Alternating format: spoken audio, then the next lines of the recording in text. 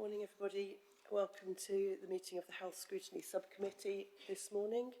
The meeting today is open to the public, so a warm welcome to everyone in attendance and anybody watching on the webcast. My name is Councillor Ruth Milsom, I'm the chair of this Health Scrutiny Subcommittee.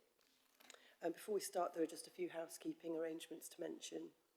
Can I request that mobile telephones and other such equipment are switched to silent mode or off so as not to disturb the conduct of the meeting? There's no fire test planned for today. If there is an emergency evacuation, please take instruction from council staff present, and the assembly point is in Tudor Square. Toilet facilities are available through the anteroom there and signed for gents and ladies.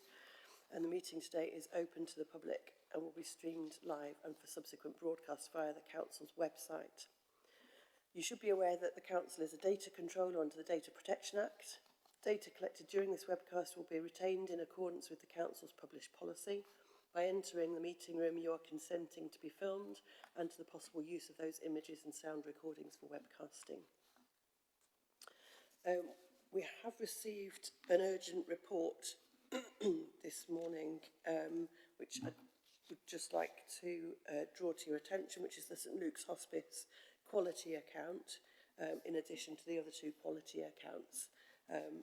And actually first I'll ask members of the committee to introduce themselves, and then we'll take a view on whether to accept that late report. So can I ask that members and officers in attendance introduce themselves? So going that way round. Councillor Mohammed, Firth Park Ward, Sheffield. Councillor McClean, Walkley Ward, Sheffield. Councillor Anne Whittaker, West Ecclesfield Ward. Councillor Steve Ayris, I'm Deputy Chair of the Health Scrutiny Subcommittee. Councillor Sophie Thornton, Beechiff and Greenall.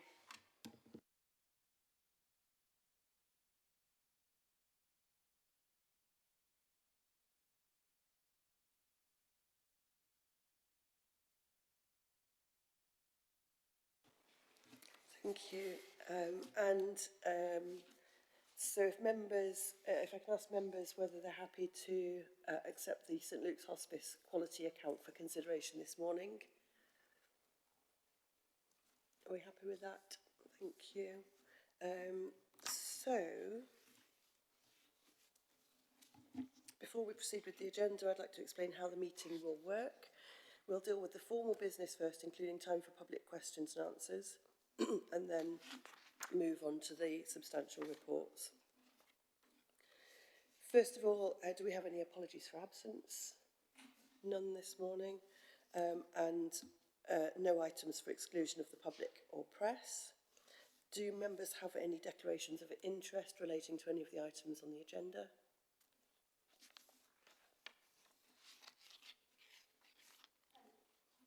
Apologies.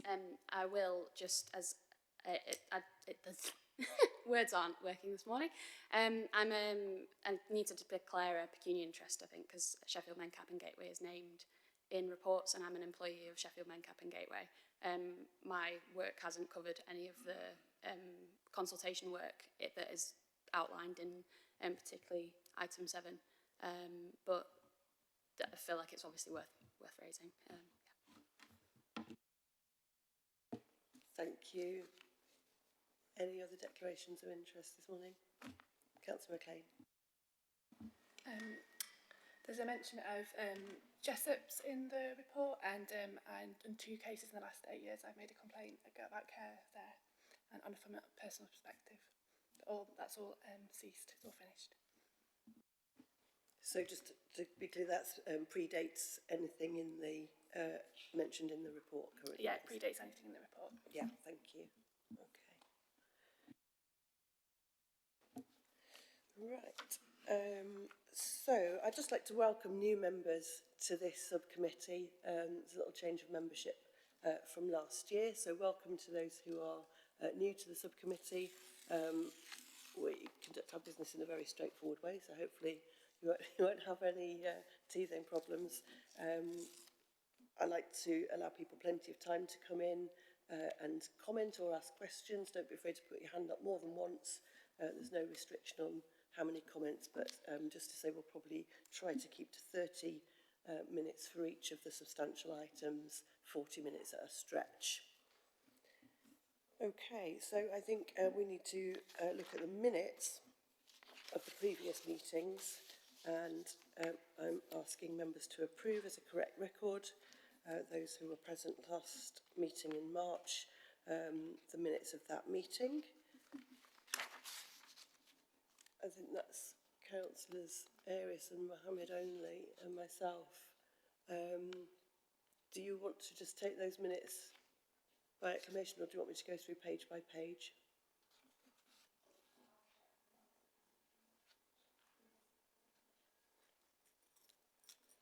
Any comments on the minutes? Okay, so the minutes of the last meeting are accepted as a true record, thank you.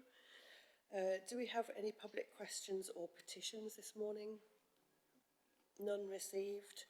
Okay, so on to item 6 on the agenda, and that is the future provision following on from the previous reports that we've heard about the closure of Firshill Rise. So I'd like to welcome officers who have come in this morning to present to us on that and answer questions. If you'd like to introduce yourselves and then give your report, and just bearing in mind we're trying to keep to 40 minutes absolute max for this item.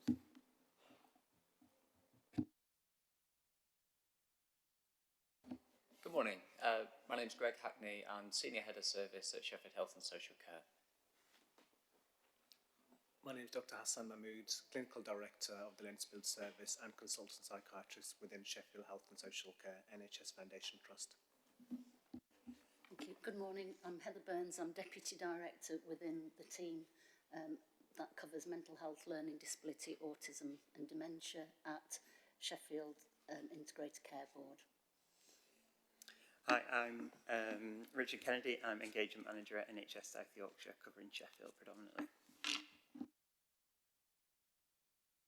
Thank you. So I'll take us through. So thank you, colleagues, for having us back so soon. It's really helpful that you've done so. For colleagues that haven't been here before, we've been twice before to Scrutiny to explain a piece of work that we've been doing over the last year, and particularly over the last 6 months, on the future of learning disability services for adults in Sheffield. And predominantly, this is on the back of a massive programme of work called Transforming Care, which aims to try to keep people with learning disability out of long-stay learning disability specialist inpatient units, and tries to encourage us to enhance community services as a kind of early intervention and prevention method. Due to the success of that work, we found that Sheffield no longer needs the number of beds that we had previously commissioned from Sheffield Health and Social Care Trust. We had Firshill Rise as a 7-bedded, well in fact it was 8, but we reduced it to 7 for Sheffield use. But we had that 7-bedded inpatient unit, and due to the success of the programme, the number of admissions gradually over time reduced, so that we got to a point where there were very few admissions. We then got to the pandemic, admissions reduced further, but during that period Firshill Rise SHSE chose to close that particular unit for admissions following some quality concerns. So that unit has remained closed, but we've been meanwhile doing all the work on transforming care around enhancing community services. So that was just for colleagues who've not been here before as a background. This piece of work has been extensive. We came last time in March to tell you about the engagement process that we've gone through, which included 2 organisations of experts by experience, including MENCAP, as you said, and Sheffield Voices, to look at how this might impact on the population. So we've now come back to sort of say what we feel we want to be recommending, and to ask whether or not you feel we need to go through a formal consultation following that engagement work that we've done previously. So it's to note our proposed models, for committee to note those models and then provide a view on whether that's sufficient engagement's taking place for us to be able to enact these proposals. And then we would propose to bring a further report back when we're progressing into the development of the model and the kind of implementation phase. So I think in terms of the report, you've all had the paper, so rather than going through it point by point, I think the critical thing to note is that over the last year, the analysis would suggest we need a maximum of 1 to 2 admissions into this type of specialist unit. And because of the improvement work that we've already done, we are managing to keep people at home in the less restrictive environments and closer to home. And that's been done through work with Sheffield City Council, social workers, with the clinicians in Sheffield Health and Social Care Trust, and with ourselves in Sheffield Place ICB. I have a nurse in my team, which is unusual in a commissioning organisation, that works with the clinicians closely to oversee potential admissions and to look at prevention. And we work through something called dynamic risk registers to make sure that we're avoiding admissions wherever possible. So we have done an extensive piece of work, as we've said, and also to note is that despite the unit being closed since May 21, we've not seen an increase in the need for admissions to this type of specialist inpatient unit. Sheffield Health and Care Trust have signed up to working on the Green Light Working Toolkit, which is a national toolkit which supports people with a learning disability or autism if they're just in need of inpatient admission just purely for acute mental health conditions, not because of behavioural challenges, which Firshill Rise was a specialist unit for. I think it's also good to note that in terms of an audit of our South Yorkshire colleagues for inpatient units, they considered that 33% of people that were in inpatient units for specialist learning disability placements did not require to be in that hospital placement, in that restricted environment, and that 13% of those that were in more secure services were really struggling to be discharged into appropriate placements. And that was mainly around there not being specialist support, particularly psychological support for people in the community. As we previously said, we've worked with our South Yorkshire Integrated Care Board partners to see if there was any options for co-commissioning, but they've also been working on this programme and their need for this type of inpatient has also reduced. So there's not an opportunity for us to look at that at this present time and for the foreseeable future. So it leaves Sheffield with 7 beds that we have no longer got the need for. And also because we have those beds, we can't enhance our community learning disability services to do the prevention work because the money is invested into that inpatient hospital.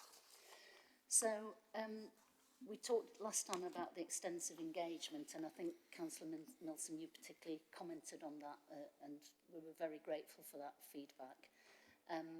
But the concerns that were raised from that was concern about increased travel for anybody who does need a hospital, specialist hospital placement, not being in Sheffield any longer.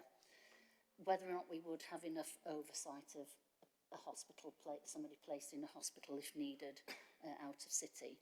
And then people saying, well, actually, if we had better community services, it would prevent the need for those admissions anyway. So that was another piece of feedback that we got. So we explored that in March at this committee. And we also then been considering that ourselves and thinking about how we best move forward, particularly to align ourselves with the national model called Building the Right Support, which is around prevention of admission and enhancing community services.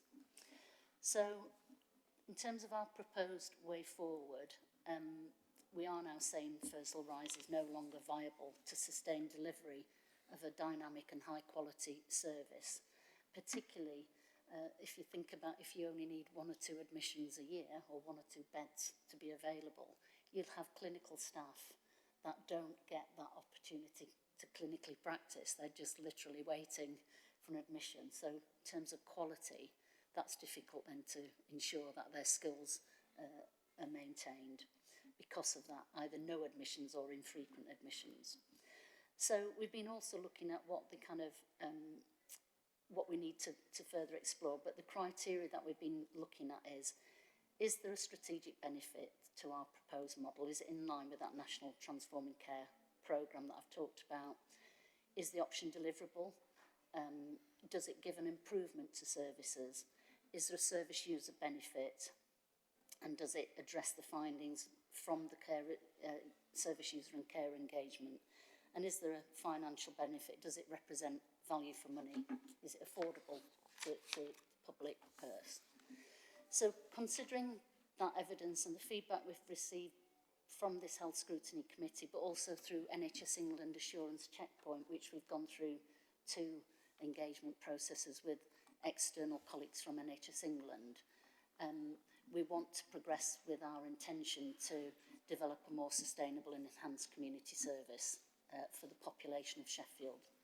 And so in order to achieve that, we strongly believe that our best approach is to more creatively use the funding that we've got sunk into Firshill Rise inpatient unit to recycle that into our community services and be able to enhance those community services.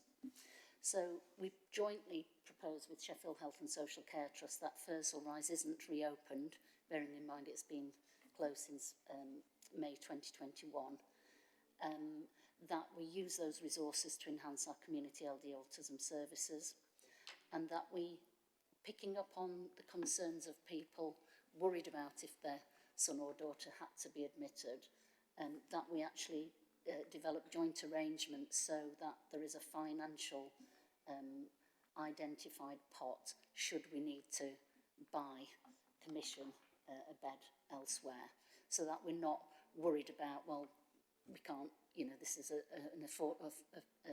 financial challenge. We would absolutely make sure that we've got that finance support available should we need to purchase a bed elsewhere.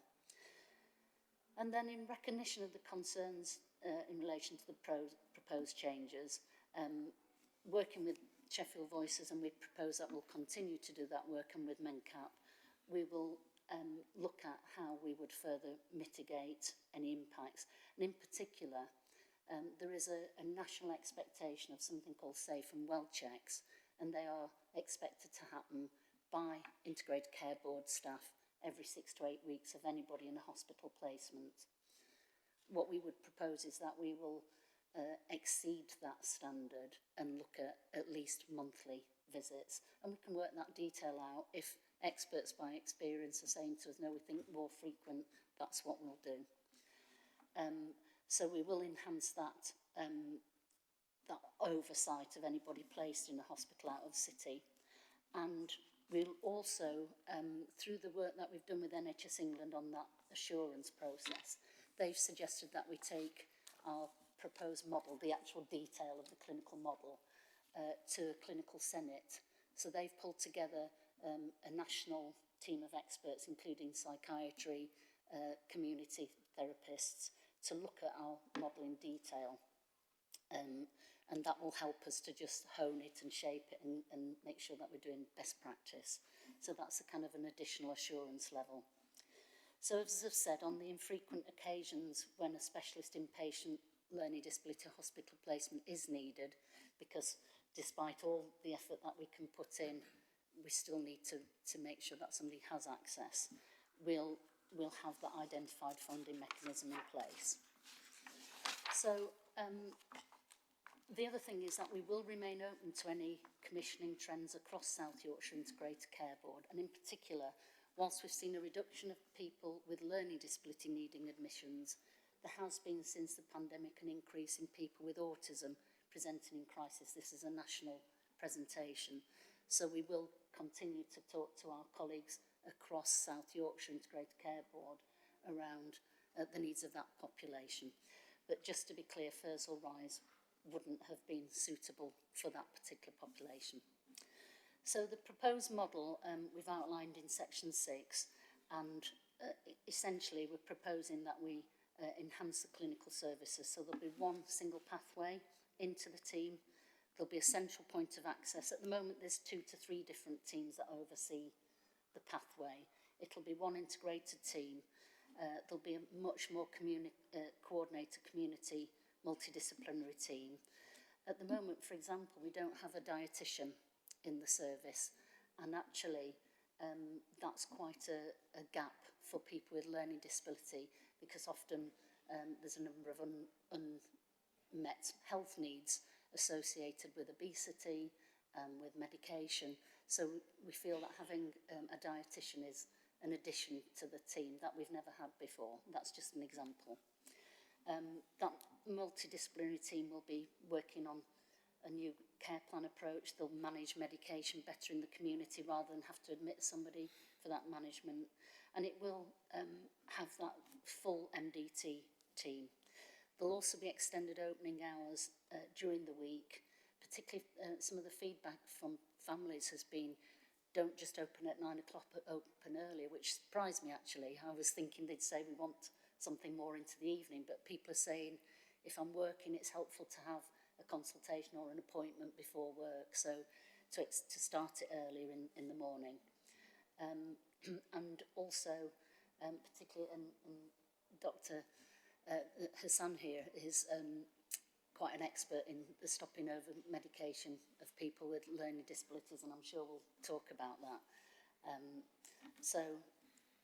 We'll particularly be focusing on that. Why that's important is people die younger from being over-medicated and develop a whole range of issues to do with antipsychotic medication. So that's a big feature of it. But overall, it is about that improved prevention and early intervention. Rather than waiting till a crisis and needing an admission because everything's broken down, we'll have more clinical time in that community team to prevent it.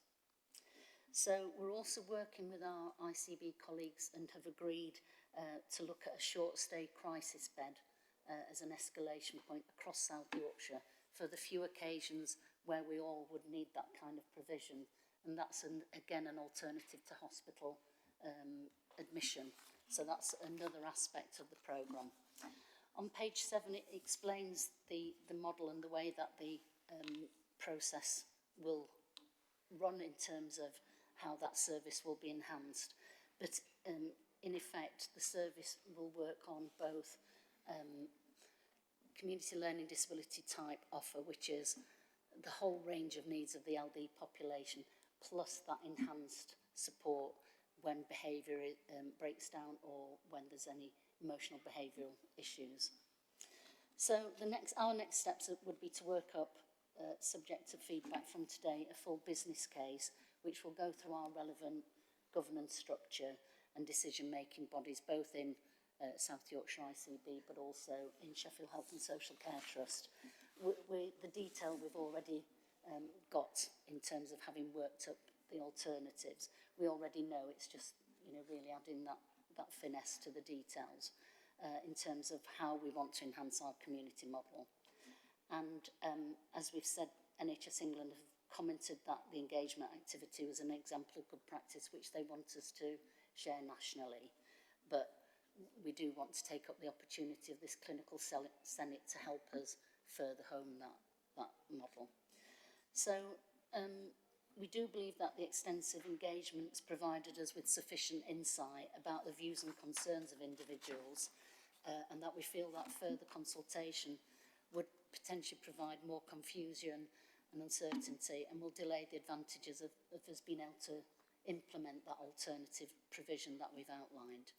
So we're just asking for a view today from Health Scrutiny whether you feel sufficient engagement has taken place to enact the proposals and note the proposed models for future of the services in Sheffield.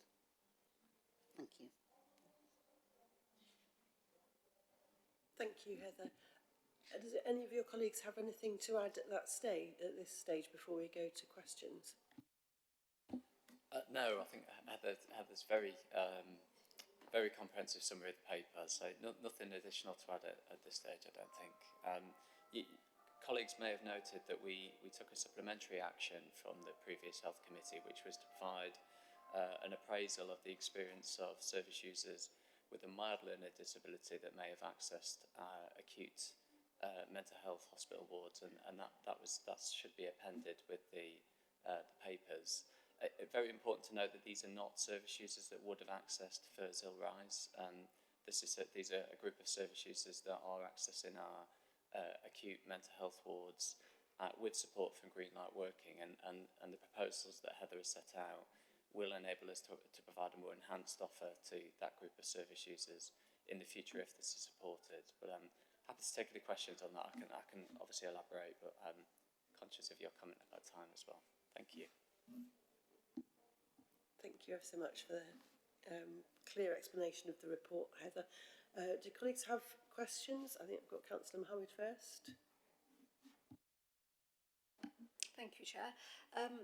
I couldn't make the last meeting, the scrutiny meeting, so I apologise for not attending anything that came up at that meeting, and I apologise if I've missed it in the report, but I've gone backwards and sort of tried to see if I could find this information. The question that I have is how many placements do we currently have from Sheffield citizens which are out of city?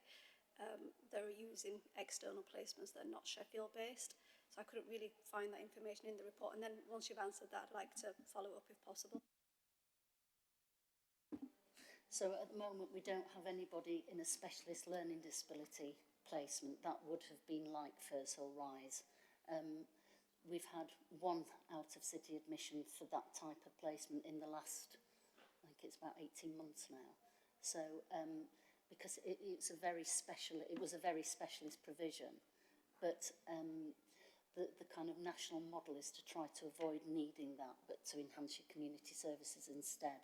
And the reason we've not needed those admissions is because of the work that Hassan's team have been doing with local authority social workers and members of my team to be supported better in the community. So this is why we've not needed the beds in Sheffield up to the point of closure as well. We were already seeing that we were thinking we'd need maybe a maximum of 2 to 3 admissions in a year, and then after Firshill's closed, that evidence is kind of still there that it's very minimal numbers of admissions to that type of inpatient. And there's a statement in health services which is a bed built is a bed filled, because it's always the kind of default position. And so what we've demonstrated is that we've not needed those beds because we've been doing that work in the community. Thank you. So I think just following on from the feedback that was given in the engagement activity, so there's a number of concerns were raised about travel and potential out of area placements not being scrutinised, or the oversight not being there. How would, because I couldn't see from how your follow-up activities assessed that consultation feedback in any potential sort of future plans. It was just all about, which is really good, early intervention and prevention, but it doesn't take into account the feedback that's been given. And I think the concerns that I have coming out from that is that potentially you're not going to go into any further consultation as part of the recommendations for today. But I couldn't see that you've taken on board the previous feedback that you've received from various organisations. Thank you. Sorry if I wasn't clear about that then, because part of what I was just talking about with the enhanced service, I mentioned that there's a national standard called Safe and Well checks, where we're expected to do between 6 and 8 weeks visits to check on people. This is aside to any clinical activity that Hassan can outline as well in a moment. So that's in addition to the clinical contact that Hassan's team would have with people placed in a hospital placement, and Hassan can outline that. But what we were saying in the report is, if the national standard's 6 to 8 weeks, we will exceed that. And I'm saying that we will go at least monthly, and it could be more frequent. What I'm particularly keen to do is have an identified person in Hassan's team whose job it is to absolutely make sure that when somebody is admitted, there's already a plan to get them back out of that placement, and put the plans in place as soon as possible and have that clinical oversight. but as generally, when somebody's admitted to a placement, there would be still that clinical oversight in addition to that process. Do you want to outline how the team would work in that? I'll talk a little bit about my background first, because that might be helpful. I've been here for the past just over a year now and worked as clinical director in Sheffield Health and Social Care. I previously worked in Birmingham for around 4 years, and at the start of the pandemic I was parachuted into a leadership role in March 2020 as interim division medical director there, and we underwent some transformation at that time. I had a lot of time there training as well, and I saw the change in very much focus on inpatients to focus on transforming care using intensive support to prevent admissions. And my feeling is that when beds aren't there, it makes people think in a very different way. I can't obviously comment on what's happened with Firshill Rise before, you know, my start in Sheffield Health and Social Care last year. But during this time, I feel that the team has learned to work in a way which is there to prevent admissions and to work more proactively, to respond to needs of patients and to work across multiple agencies in order to prevent admissions. From learning elsewhere, intensive support teams do an in-reach programme. Sometimes people are admitted out of area, there aren't always beds available in the local area, but as long as there are safe and well checks and in-reach to ensure that the quality of care is good, we can ensure that there are admissions that are reduced in length through the CTR process. So there are care and treatment reviews as part of national work. So when people are admitted to inpatient units, there are care and treatment reviews as safeguards to ensure that people aren't admitted for lengthy periods of time as well. So there'll be attendance to those as well to prevent lengthy admissions. Thank you. And I mentioned that we want to talk to people further about how often would people feel comfortable. So to me, if the national standard is 6 to 8 weeks for my organisation to visit to check on a placement, I'd want to look at that being more like monthly to check on a placement, working with the clinicians, and that's on top of the contact that they would have with that individual patient, because there would remain a patient of Sheffield Health and Social Care Trust, and those clinicians would be overseeing the care and checking the quality, but with that additional resource from my team that would support them in that. Just to add to that as well, and in response to some of the feedback that we've received from service users, carers and families about people being placed away from home, we have preemptively appointed an out-of-area hospital bed manager. So this is a clinician that is working directly with the multidisciplinary teams with all of our service users that are placed out of Sheffield, including people with a learning disability. That's shown to be really effective. So broader than learning disability, we've made some significant progress in reducing the number of people that are placed out of area in line with the NHS long-term plan, and we propose that will continue for people with a learning disability. So I do take the point about whether or not we could do more in terms of consultation. I personally feel we've done a lot in terms of engagement around this. I'm not sure what additional tangible output there would be other than the robust arrangements that we've outlined to make sure that we're mitigating the risk of people being placed away from home. And as described by Heather earlier, there isn't the need within Sheffield for a substantive resource. Yeah, just to describe the process that we went through. So following the initial engagement that we did at the start of this year, we've now gone through a process of completing an equality and health inequality impact assessment. We did that in a very collaborative way. We had kind of service leaders from across both organisations. We had representatives from Sheffield Voices and experts by experience as well from the Disability Staff Network at SHSC. And that is really where we went through all of the feedback that we'd received, as well as the experiences of individuals in services, to review what impacts we felt that would come from these proposals. And that's where the mitigations outlined in kind of section 5 came from, which have been described. The only additional one that I think I want to touch upon is the travel as well for family. So there's a commitment within the proposals as well that there would be a programme of support for families and carers to be able to travel to any out of area placement, so they can also be a part of that oversight as well, because we know that that families and carers can play an absolutely massive part in making sure that they're comfortable in the out of area placements that or any setting that that individuals are placed.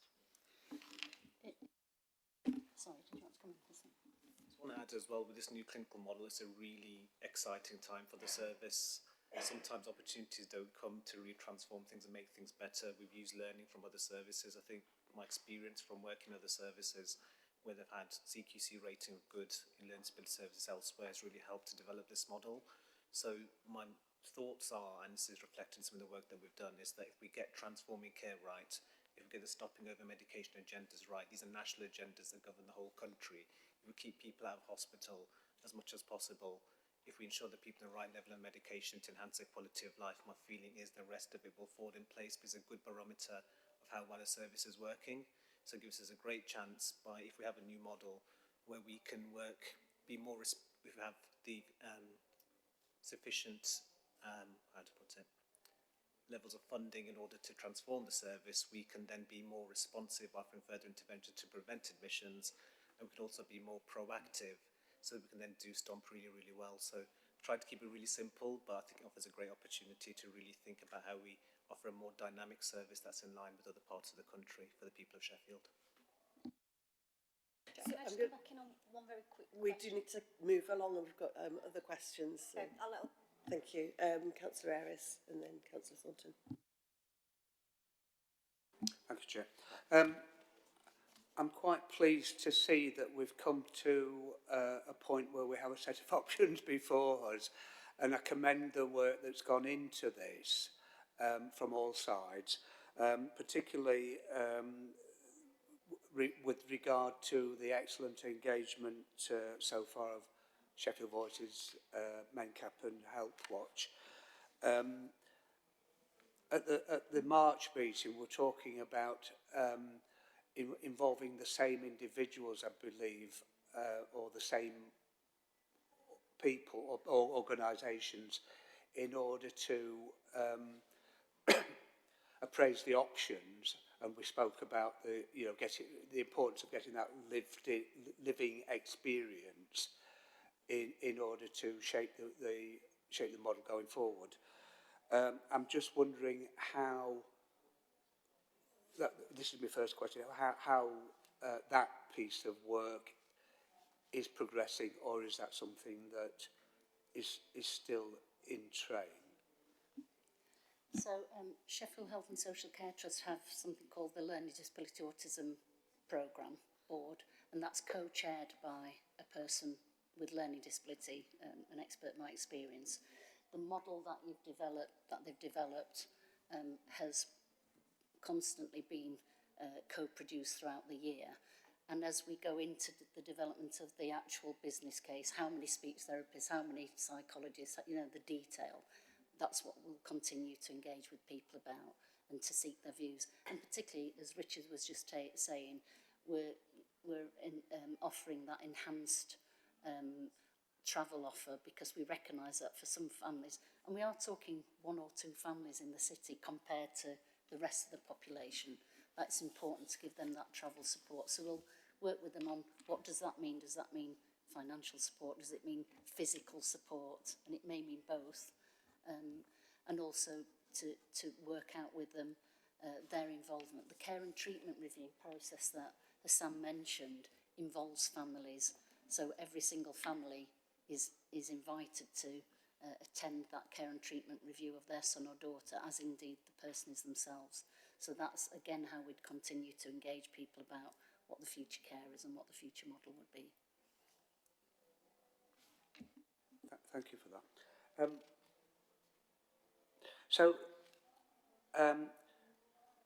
And again at the March meeting, we spoke about, are very supportive of the model, and that's the way to go. But we spoke about the possibility of hospitals being a place of last resort.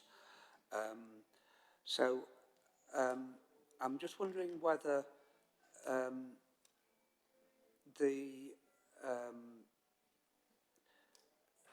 that we spoke about the stigma that was still around, and the you know, the sort of aftermath of Winterbourne, the panorama expose and so on. I'm just wondering whether that is still an influencing factor in terms of the consultation, even at this stage. Just want some reassurance that is that those individuals are more reassured, essentially. Yes, I mean, again, for colleagues who aren't aware, and obviously Councillor Ayris, you are informed on the Winterbourne view. So that's what actually started the whole work nationally on transforming care, and that's why we've been working on this programme locally. So just to remind people, we had 26 people in long stay hospitals at the start of the programme, many of whom had been in for several years, and many of whom had in effect lived in hospital. And the whole transforming care programme was saying a hospital isn't a home, and that's why we're looking at trying to prevent admissions and enhance the community services. We've not been able to enhance those community services before because we've got money locked into beds we no longer need, and that's why we're wanting to go forward. So it's always informing this whole programme, and that's where the care and treatment reviews have come from. We have dynamic risk registers where we're monitoring people at risk of admission, and where then Hassan's team go in to do that support alongside social workers. And my last question was about were we spoke about the ongoing challenge of attracting specialist providers in area. So I'm just wondering whether you could just elaborate on how the options will sort of move that on, basically. So there's two aspects to this. There's attracting specialist learning disability staff, and predominantly having a good community model is part of that attraction to staff, rather than working in an inpatient service. Then a second part is having the right kind of providers that are providing residential and supported living support. So we're working with local authority colleagues on that, on specialist provision locally. And I also mentioned the Step Up unit that we're commissioning across South Yorkshire. And then the third element, I guess, would be if we do need a hospital, what hospitals are available. So obviously we then look at as close to Sheffield as possible with the right CQC rating, but also the right profile of depending on what the person's needs are. So if it's, say, a person with severe learning disability, maybe with autism too, maybe personality disorder, maybe schizophrenia, there might be a different need and therefore a different right placement for them. So part of the team's work would be to make sure that they place the person in the best place possible to meet their needs. And that's where we would then do any monitoring if we need to admit people. But you're absolutely right. Winterbourne view and the panorama expose is absolutely at the heart of this. Plus the learning from Firshill Rise that we had, that the Care Trust presented before about restrictive environments. And this is why prevention is our kind of mantra. Thank you. So, I think part of it is also about having a core function as a specialist learning disability service. So making sure we've got a direction of travel. So we look at, the proposed models of standard enhanced pathways. Enhanced pathway would allow us to be more responsive, potentially with responses within 4 hours according to patient need. And as a specialist learning disability service, we'd have clear functions so that we know what our responsibilities are. The responsibilities are of care providers who are providing 24/7 care for people, so that we can work really well together to enhance people's quality of life. sorry, I'm going to move on to Councillor Thornton because I'm trying to sort of share it out, Steve. On the. I'm going to move on, sorry, because we're running out of time on this item. Councillor Thornton. Thanks, Chair. Although I'm new to the committee, thank you for this report and for what seems like some very broadly positive steps forward following the CQC report. Certainly reinvesting the capital receipt into community-based care and away from that institutionalised hospital at home care is incredibly important, and having care where it's familiar to a person. I'm sure I'm preaching to the choir on this a little bit. I suppose it'll enable you also to have that funding to respond to the out-of-hours feedback that you, and the extended hours feedback, as you've said, which I think is incredibly positive. I wanted to just touch a little bit on some of the things that were raised, particularly in the March meeting, around the challenges in communication, especially with patients that were non-verbal. And when we're coming to this new model and the new way of working, for staff working in that sort of short stay crisis bed directly with the patient or in the out-of-area placements, you've said that we'll obviously monitor and check up on the patients themselves. But in terms of, can you talk us through what tangibly it will look like to improve that communication level, whether that's peer support and disseminating things like basic Makaton or photo symbols? How will that tangibly look on the ground to avoid that happening again in this new model? You're speaking to an ex-speech therapist, so just to kind of my specialism was in learning disability, so you're absolutely speaking to my heart. So within Hassan's team, there are a range of clinicians, speech therapists, occupational therapists, physios, psychologists, psychiatry, colleagues, community nursing. And fundamentally, that interplay, that multidisciplinary team approach is how people are best supported. And then there's often the need to intervene and offer programmes such as Makaton training or a symbol system to help somebody to communicate. But actually what's the most important is the person on the other end receiving that, particularly staff or family members, and being able to develop their skills so that they can support people. Communication's often used, and behaviour, is often used when communication breaks down, particularly people having to resort to self-injurious behaviour and exhibiting behaviour that's difficult to support. So it's absolutely crucial that we've got that multidisciplinary team, and every single member of that team brings something to working with those clients. And that's absolutely at the heart of this model, that clinical intervention, that expertise, that training offered to other providers and families. I don't really want to come on this one. Crunch to all this isn't a learning disability service, a specialist learning disability service. It's about formulation, which essentially is why does a person present in a certain way at a given moment in time. And it's about a multidisciplinary team formulation to explain that and relay that to the patient, carers and family, and then to support them accordingly and work well across the system. So that includes working with primary care, working with secondary care, maybe mainstream mental health services, if appropriate, working with neurologists. We know people with learning disability can have epilepsy. I just wanted to also add that as part of the clinical model also we've been engaging with various VCSEs, so I'm trying to remember what it stands for, voluntary, community, social enterprises. So we've also thought about the diversity of Sheffield as well. Sheffield is a very diverse city. I've myself visited Fairvale Community Hub. We've visited Darnall Wellbeing as well to think about how we're going to develop the community service to ensure that our new clinical model meets the needs of all communities in Sheffield. So very much it's reflected in our paperwork in SHSC to work towards formulation. So at the start, when people come into the service, to have early risk screening, to think about what we're going to do with the referral, to think about who's best to meet the patient's needs, whether they're appropriate for the service or not. If so, who is it going to be? One set of professionals, multidisciplinary team? How quickly do we need to respond, standard or enhanced? And it allows us to be much more dynamic. And some of this is based on some of my learning from Birmingham, and I presided over as Division Medical Director over that time. So it's a very exciting time, and it's all to ensure that we provide the best quality of care, proactive when it needs to be, reactive when it needs to be, to ensure that people are on the right level of medication and in the community close to loved ones. Thank you.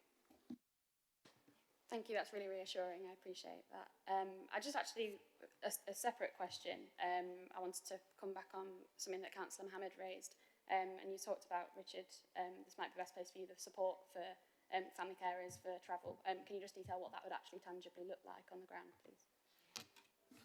I think that's something to, it would be bespoke for every kind of individual, kind of in keeping with the rest of the model. I think that's a conversation to be had with each individual family about exactly what it is that they would require to do that and how often that would be available. I think that's also part of the ongoing conversations that we would be having as well. Like I say, during the equality and health inequality impact assessment, it was identified that that is a completely appropriate mitigation to put into place to help the model itself be a better model. And also to support individuals and families, but absolutely, I think that needs to be on a very sort of individual basis about exactly what that looks like. I don't know if you can. Yeah, so you could imagine an elderly family member who can't drive or is a little bit infirm. You wouldn't want to put them on a train and send them somewhere or pay for a taxi. You might want to have a member of staff supporting them. So arranging visits where we can actually go with, if that's needed, if that's appropriate, or pay for families that are able to do that themselves, paying for petrol, for example. So that's the kind of thing. But we, as Richard said, it would need to be bespoke to every individual. Totally, thank you. And I think there's, whilst if this is obviously approved, the sort of end to a formal consultation, but the continuation of those ongoing conversations is really reassuring to hear. Certainly, I think when you speak to a lot of family carers, there is an element of feeling like they're consulted to death and they want you to often get on and do and act on that feedback. So, yeah, this all sounds really positive and I'm reassured by your answers. Thank you. Thank you. I've got a couple of questions myself. I'll try and be really, really quick because we are a little bit over time.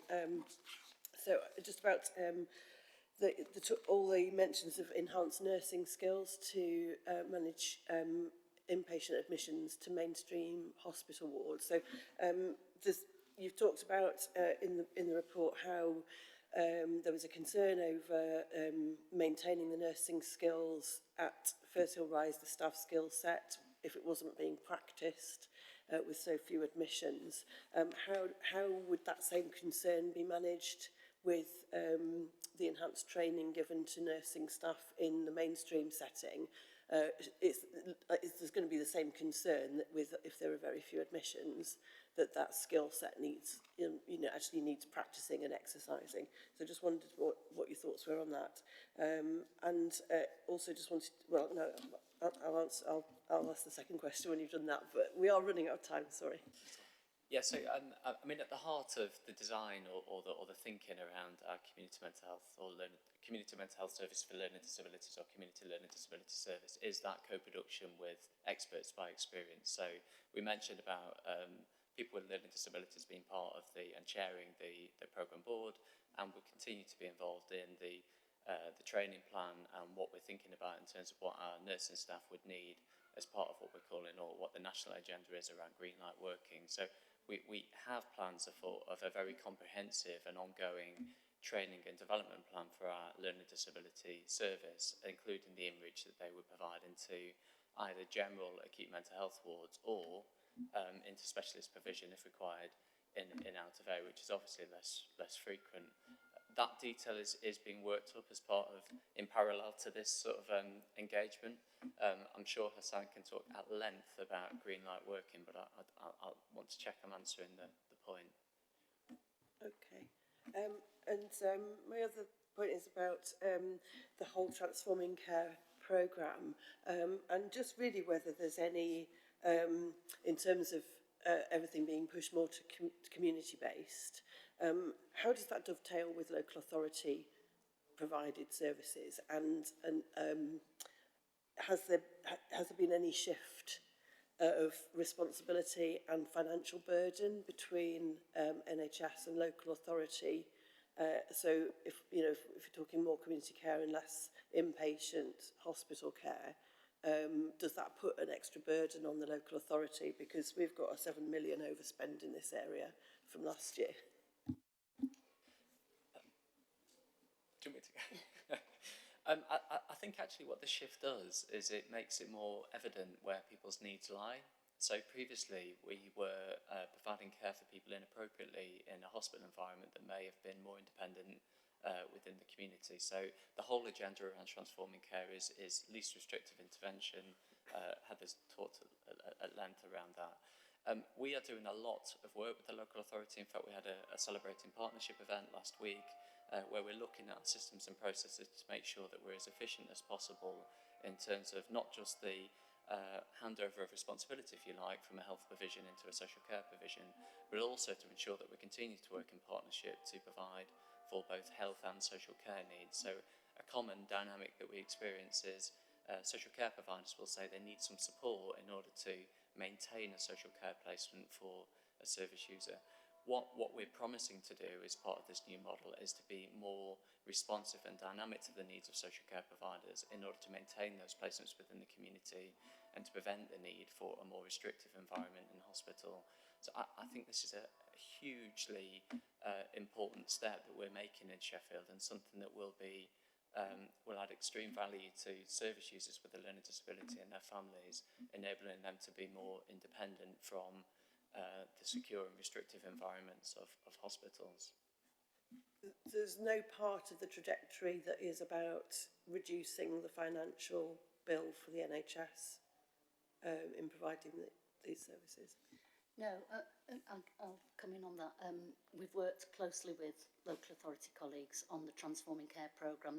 We've been partners all the way through this. As Greg said, often if you don't get the right clinical intervention soon enough, what happens is a provider will say, well, we need extra staff. So the bill starts to mount because they're not doing the right interventions. So part of our kind of trajectory is we'll be managing those complex situations better because there'll be more clinical staff to support. So, and as Greg said, a hospital shouldn't be used because there's a pressure elsewhere in terms of a community placement. But in the past, that's what's happened. And then what then happens is once you get somebody in, it's really hard to get somebody out. The provider will say, we're not having that person back unless you pay us another amount of money on top of what we were being paid before. So actually this is a whole sort of system approach really, and obviously Alexis was here on the first presentation and as you heard was in support of that work. Thanks. I'm going to wrap it up because we really are out of time and we have to make a decision. So thank you very much for all your input and answering all the questions. And colleagues, I need to ask you to consider the recommendations on page 21 of our report, which is to note the proposed models and options for the future of these services in Sheffield, provide a view on whether sufficient engagement has taken place to enact these proposals following the engagement that we've previously reported to the committee, and receive a further update in autumn 23 around the implementation of the model, which will provide us with another opportunity to follow up on some of the questions today, I think, and any loose ends that are left there. I think we're probably happy to note the proposed models and options. I don't think that's controversial.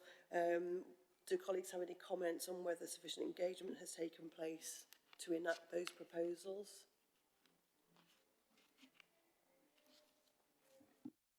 I suppose just re-emphasising what I said before, in that I think a lot of the time people feel that they have been a bit consulted to death and often going and doing and enacting on that feedback. I feel reassured that this isn't just an abrupt end to consultation, that there'll be ongoing conversations that take place going forward. So although I think it seems like there has been quite a lot of engagement going forward, and that will continue, albeit in a more informal kind of way. I think that seems good and reassuring to me. Thank you. So I think what we're saying there is that we're happy there has been sufficient engagement, but that we're also happy to hear that engagement will continue informally as the plans progress, and that we probably expect to hear a bit about that in your update in the autumn, about how that ongoing conversation has been happening and future plans. I think with that update forthcoming, I think personally I'm happy to accept those recommendations today on the basis that we will be hearing back from you again. Are colleagues happy with that? Thank you ever so much. Thank you for all your time. Really insightful questions as well. It's helped us to shape the model and to think in the right way going forward. So thank you. That's excellent. Thank you. See you again in the autumn.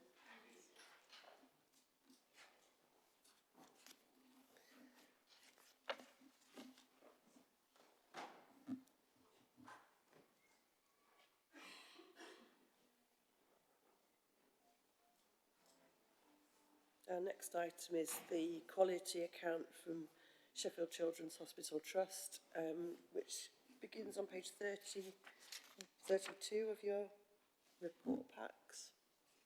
I'll just wait for colleagues to be brought in.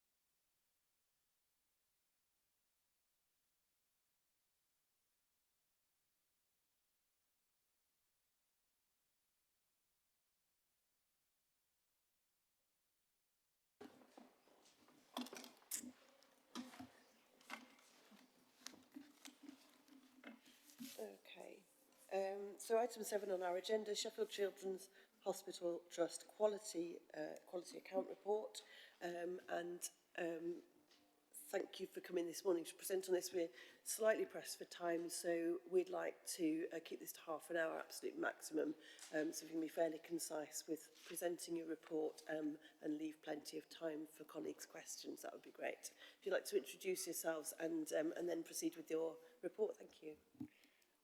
So I'm Dr. Jeff Perring, Medical Director at Sheffield Children's. And I'm Yvonne Millard, Chief Nurse at Sheffield Children's. So thank you for your time for providing feedback on our quality accounts. For us, it's quite an exciting journey. There's been lots of change in the organisation over the last 12 months since the last report. Certainly myself as new chief nurse there. Last year we launched our clinical strategy and we are about to launch our quality promise, and that plays a big part in our quality at the organisation. So we've produced our accounts for you.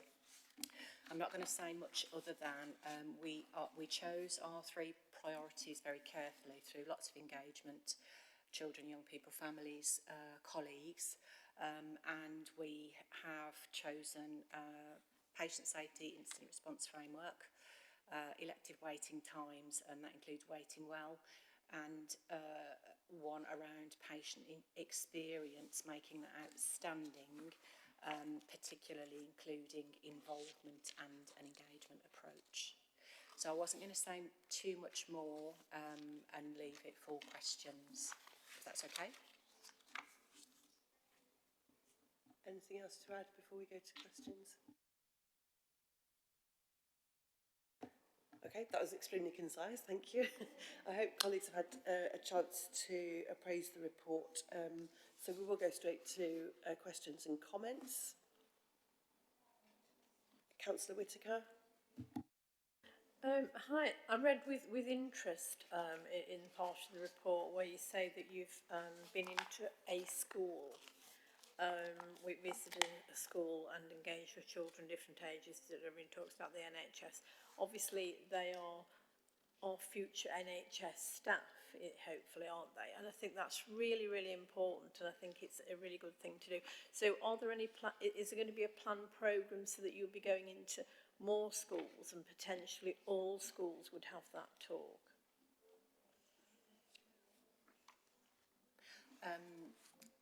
Just checking you can hear me. So we're really cognizant that children are 25% of the population but 100% of the future, and certainly as an anchor institution we do want to engage with our children at a very young age. We are committed in our clinical strategy to providing Clare closer to you, and a big driver for that is working with local schools. So that will form part of our programme going forward, because we want to provide health promotion in schools, but also we want to employ local people from our communities, and one of the routes to do that is through school. Thank you. Councillor Mohammed. Thank you, Chair. I was really interested to see that you've brought the waiting lists down to some extent. To what extent has that been because you've recruited staff, or you know, how have you actually addressed the issue with regards to waiting lists? I'll do a little bit and then I'll let Dr. Perrin do a bit. So you'll see that we have done quite a lot on our recruitment and retention strategy over the previous 12 months. Part of that has been that we've recruited and retained 60 internationally trained nurses. So our nursing workforce gap is very small. It's in the tens. So we've done quite a lot on retaining staff. We have also adopted new pathways of care, but I'll let Jeff go into the detail of the waiting list. Thank you very much. I think what we are doing is keeping a very close eye on all the waiting lists that we have, and that there isn't one sort of methodology that fits all. So we are working to ensure that we're putting the right services and the right sort of resources in as far as we can into each of the waiting lists that we have.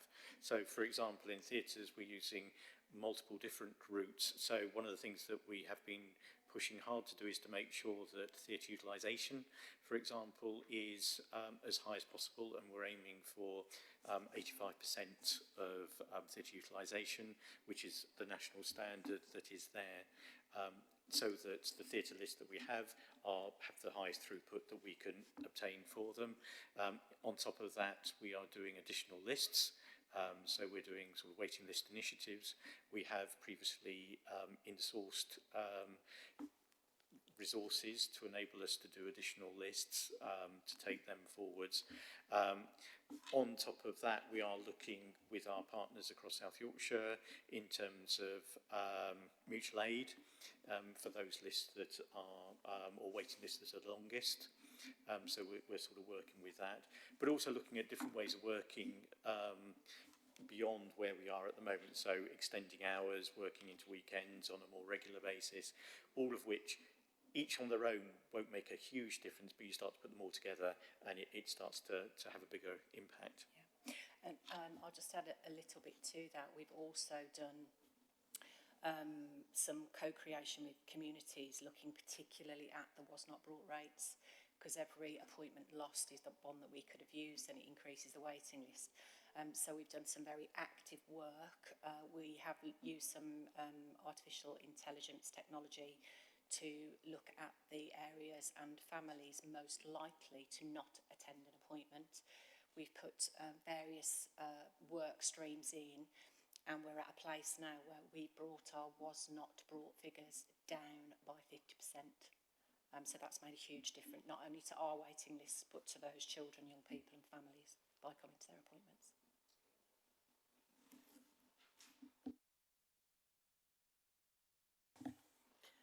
I've got some questions myself. Thanks for the report. I wanted just to ask a little bit around the workforce considerations. I mean, I agree with Councillor Whittaker's comments that the outreach into education settings is really good, as a really proactive way that reflects kind of your role as an anchor institution. And I thought there were a couple of threads actually through the report that show how proactively you kind of take that role. And that's obviously really good for Sheffield and for our health and economic development as a city as well, which I thought was really good. I did have a query over the very brief mention of industrial dispute, though, and I just wondered how you see that dispute being resolved in a way that can provide long-term stability in the workforce and avoid reaching such a crisis point again. So, without looking into the report, it's the industrial action impact that had on us as an organisation. My gosh, we've demonstrated over the last period of action that we are committed to having the voice of our colleagues heard. That is their right, and we support that. We have very good relationships with our staff side colleagues, and we have managed to maintain all of our services delivering safe and quality care. That you can see that through our metrics and through what our children, young people and families say. How we can resolve that nationally, I do not know. What I do know is that we will continue to engage with staff side. We will continue to encourage our colleagues' voices to be heard. And what we did see, and I don't know whether that is particular to paediatric settings, every single colleague went over and above, stepped right up, and we did not have gaps and it did not compromise care. And I think in terms of the medical side, obviously there's another set of industrial action coming within the next couple of weeks. What we do all the time is put patient safety first. So we will stand down elective work to enable us to cover the emergency work. So we prioritise what work needs to be done, and we'll step down necessary elective work to enable us to do the cover for the urgent and emergency work before we do anything else. So I think it's important to say that it continues and always will be our first priority. Is that having an impact on, I mean, I think reducing elective waiting times to achieve 65 weeks, which I think is the national standard, isn't it? 65 weeks currently. Was that was a priority in 22-23. Has that been achieved? Has that been affected by the industrial dispute? If I remember right, it was 78 weeks for 22-23. We were trying to reduce towards 0. We didn't quite reach it. But yes, industrial action does have an impact on the throughput that we can do, particularly through theatres.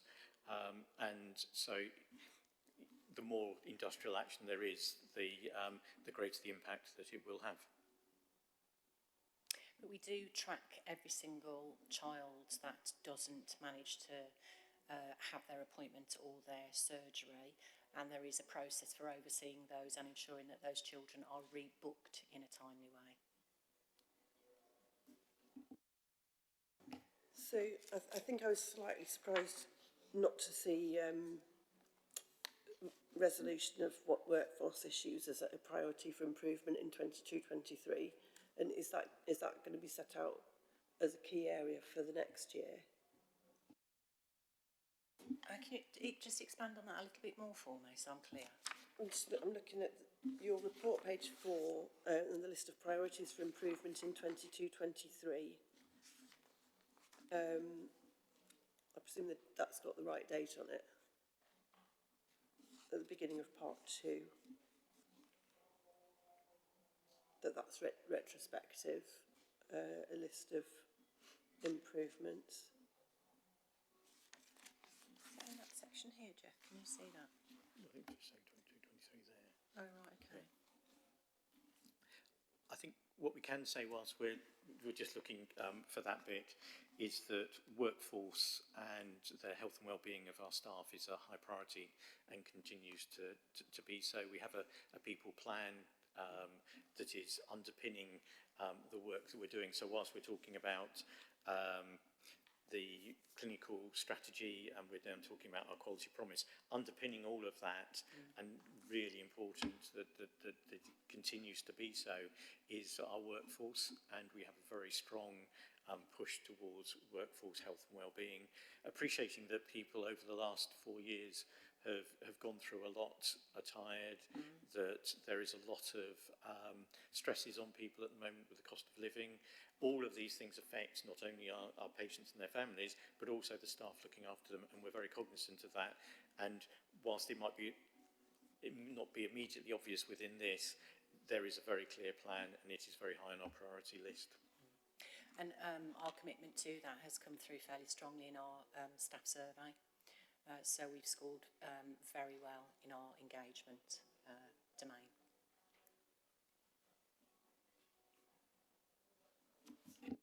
Councillor Fulton. Thank you, Chair. Thank you for the report. I think it's been great to hear also about the positive strides that have been made to addressing the workforce gap and utilising new AI technologies in a positive way. I wanted to ask, I suppose it's potentially slightly nitpicky, but on page 49, just with the details of the sequins, on the biopsychosocial assessments for self-harm referrals, it seems like quite positively a strong uptick at the start of the year, but is there a reason, there isn't a narrative, so I don't know if you could expand as to why there was such a strong uptick and then it's trickled off slightly. Obviously, we do not want that to become a downward trend, so I was just wondering if you had any insight to that. So I think it's page 49 for you, but not for us. Yes. You've got a long pack. Thank you. Thank you. I was panicking there for a second, Yeah. thinking, I'm sure we didn't get to 49. No, we definitely didn't. So sorry, which sequin did you want to talk to?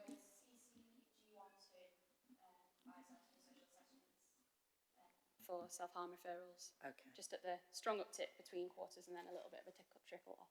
Okay. Certainly, I don't think I can provide that level of detail. We're very happy to come back or provide it by the right people, if that would be helpful. Thank you, I appreciate that. As I say, it was something that I felt might be slightly nitpicky, and yeah, I'd appreciate Any feedback question's on a good that. question. Thank you.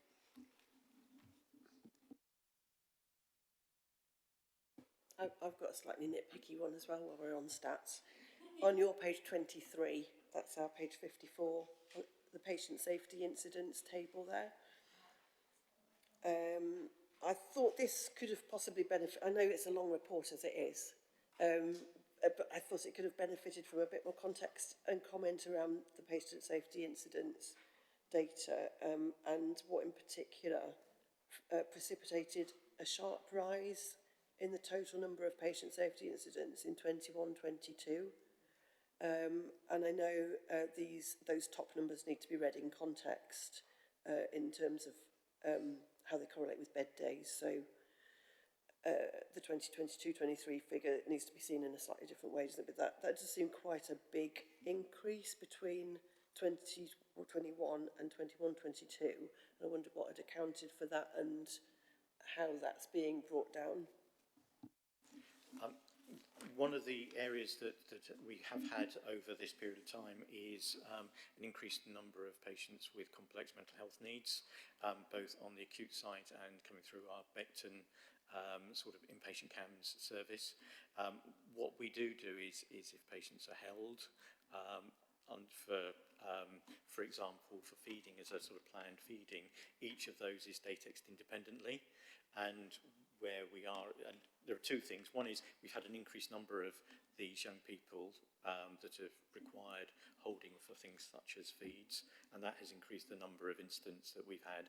But also we have been very clear over the last few years that each one needs to be datexed, so reported independently, and particularly on the acute side, there's been good work done. So the reporting is better, but also the complexity and the number of incidents, particularly around that area, has increased.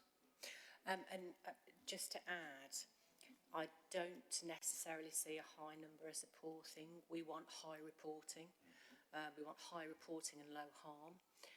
So over the last year, certainly the last 8 or 9 months, we have actively encouraged a positive reporting culture, and we are seeing that in increased datics, and that can only help us learn.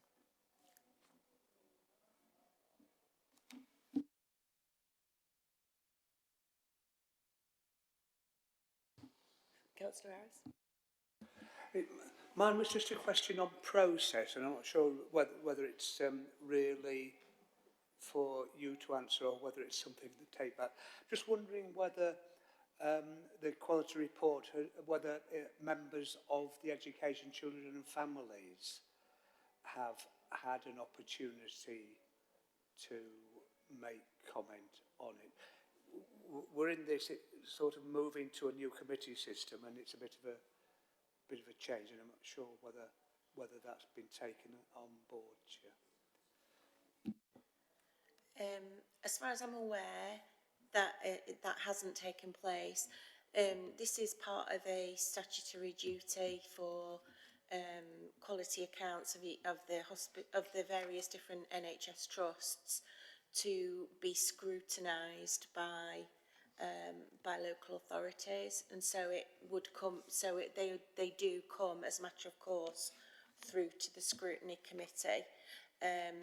If members felt that there was content within these reports that would be worthy of being referred on, you are within your role and remit within this committee. You can do that if that's what you want to do, but it wouldn't happen as a matter of course. It comes through to the scrutiny committee.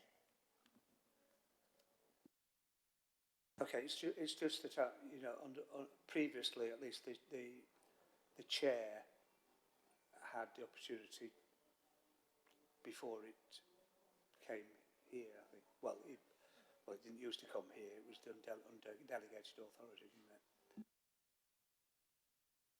Do you mean would it have been the cabinet member that you were referring to under the previous system? Yeah, so it used to go to the cabinet member and then to scrutiny. Is that what you're saying? Was an opportunity for the cabinet member to. Well, perhaps I could liaise with colleagues who have presented these reports and see if we can get that sent through to Education Committee if that's what members want. Yeah, there is a deadline. There's some quite tight deadlines on these reports, so obviously it would be for information and discussion, but it wouldn't be for formal feeding into the consultation. Okay, thanks.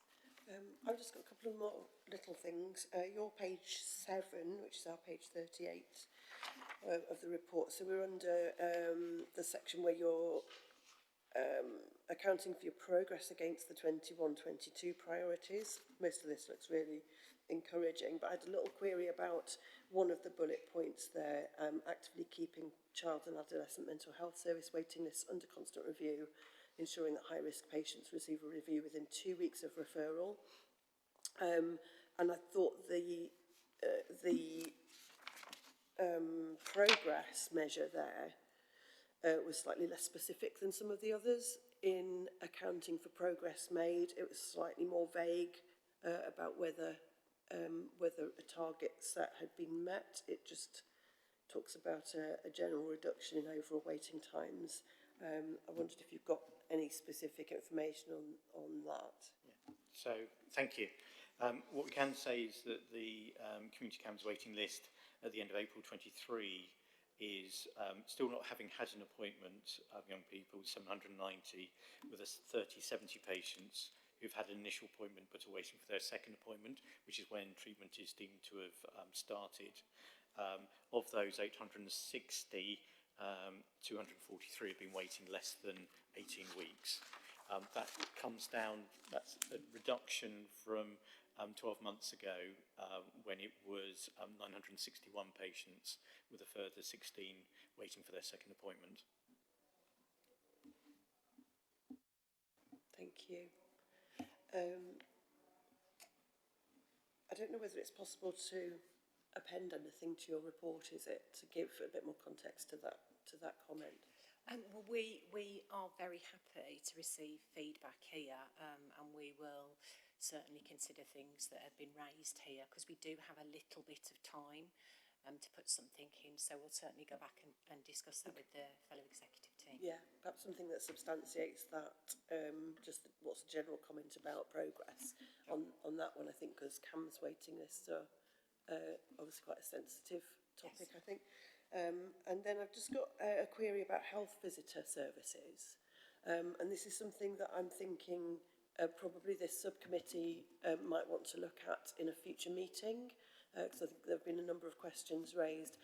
Certainly I've had a piece of casework in my own ward from a resident who's found it very difficult to access health visitor services for her infant, and questions raised around the location of services pre-COVID and post-COVID, and it seems that there may have been some kind of change to the service during the COVID restrictions that hasn't been restored. And there's a lot in your progress report about how you've been working towards restoring things to pre-COVID or better, and this hasn't been mentioned in the report. So I think I would like to follow up on that, and maybe we can discuss putting that on our work programme later.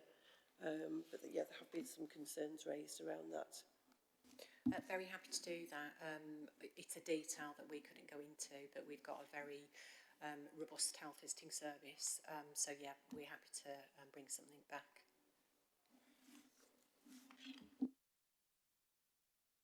Okay. Any last comments from colleagues?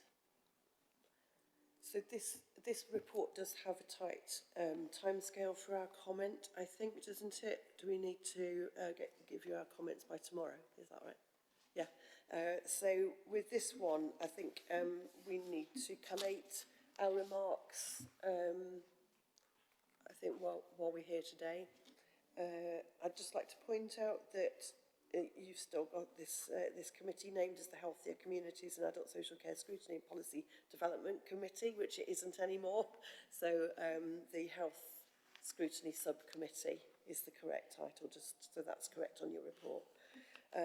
So I'm going to just ask members if there are any highlights that you'd like to put in our comments as positives from this report, anything you'd particularly like to see us comment on, or anything you'd like to flag up as needing more attention or clarification if you feel that's been lacking anywhere, and anything that we'd like to bring out of this report as, for a future meeting, like the health visitor services I've just mentioned, we can discuss under our work programme item later. So any positives or room for improvement that you'd like to comment on?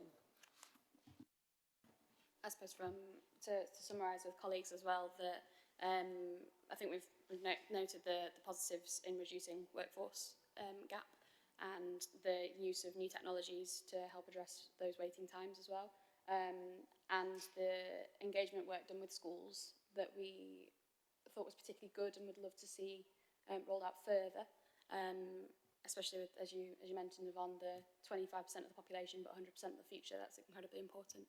Other than that, I suppose in terms of the sequin that I raised about the biopsychosocial assessments for self-harm would be great to just get a feedback for. I don't know whether we need to formally note that, as it's something that I'm happy to get feedback on at a later date. I don't know whether other committee members would appreciate that information as well.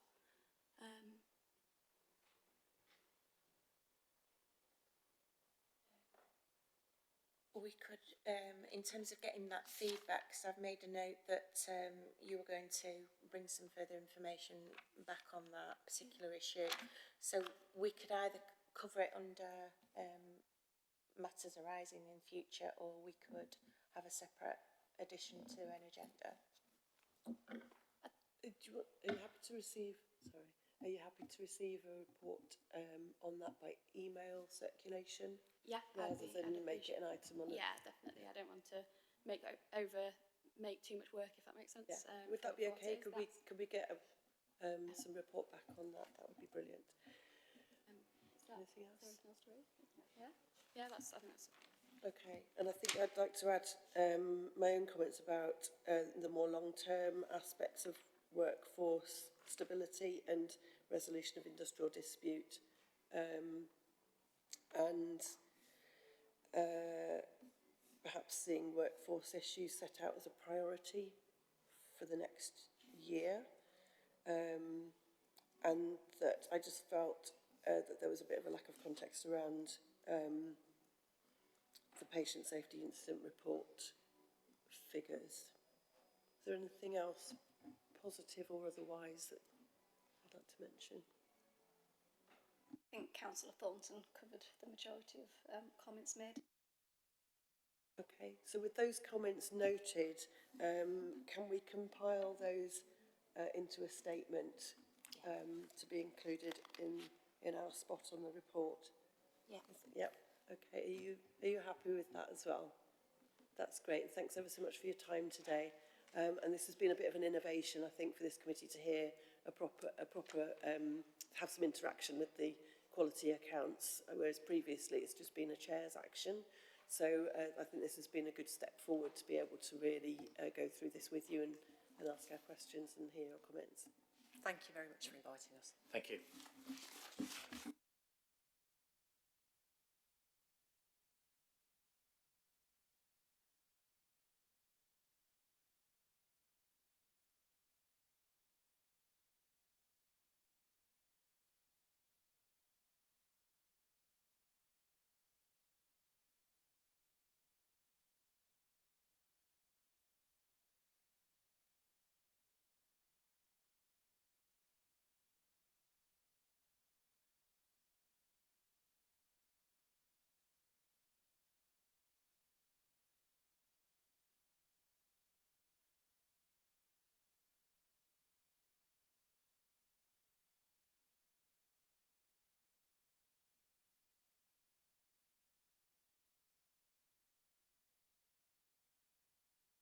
Okay, item 8 on our agenda then is Sheffield Teaching Hospitals Trust Quality Account Report, and we have a couple of representatives to present the report to us. Got about half an hour for this, so if you could give your report and then we'll have some time for questions. Thank you. Do you want to introduce yourselves and then go straight on with the report? Yeah, thank you. I hope everybody can hear me. So I'm Sandy Carman, I'm the Assistant Chief Executive here on behalf of the Trust, but also representing Jennifer Hill, who's our Medical Director for Operations, who's the Executive Lead for the Quality Report. We are delighted to be here today. You'll hopefully seen the report since last time we were talking to yourselves. There's been a number of changes in the Trust. We do recognise that it's a long report, it's a regulatory compliant report, but we try to make it readable, but we appreciate there's a lot of detail in there. What I'm going to do now is just hand over to Angie to introduce herself and to bring some light to some of the key elements within the report. We'll be really happy to answer any of your questions. Thank you. Hello, I'm Angie Legge. I'm the Quality Director for Sheffield Teaching Hospitals. Excuse me. As we recover from the pandemic, this has left our patients with the impact of longer waiting lists. It is a focus of attention at the moment. It is something we are addressing, and we are looking at new initiatives to try and speed up the processes. So, for example, the new elective orthopaedic centre, which will hopefully really make a difference as that goes forward. The pandemic also had significant pressures on staff, which took an emotional toll, followed by the cost of living crisis, and then the strikes, which again have impacted on our ability to deliver. We are trying very much hard to support our staff through this.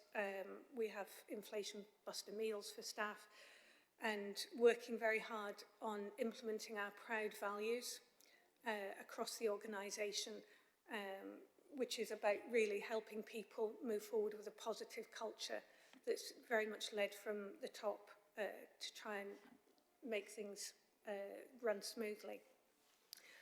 We are delighted we were inspected by the CQC in September of last year, and really pleased to see that we no longer have any inadequates. And in fact, 2 of the areas, effective and caring, were rated as good, which was really good to see. The feedback we had also was that the trust was doing well, it was improving. Obviously what the CQC want to see and what we want to see is that embedded over a period of time, which is why we still requires improvement at the moment. With that, I just wanted to mention maternity, significant improvements there.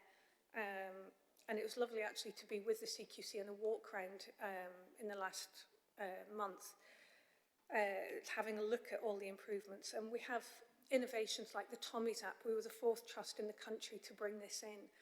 And it's just a very simple electronic process by which we can ensure all mothers get exactly the same process to help avoid incidents and problems occurring, or at least flag up quickly so we can help address them.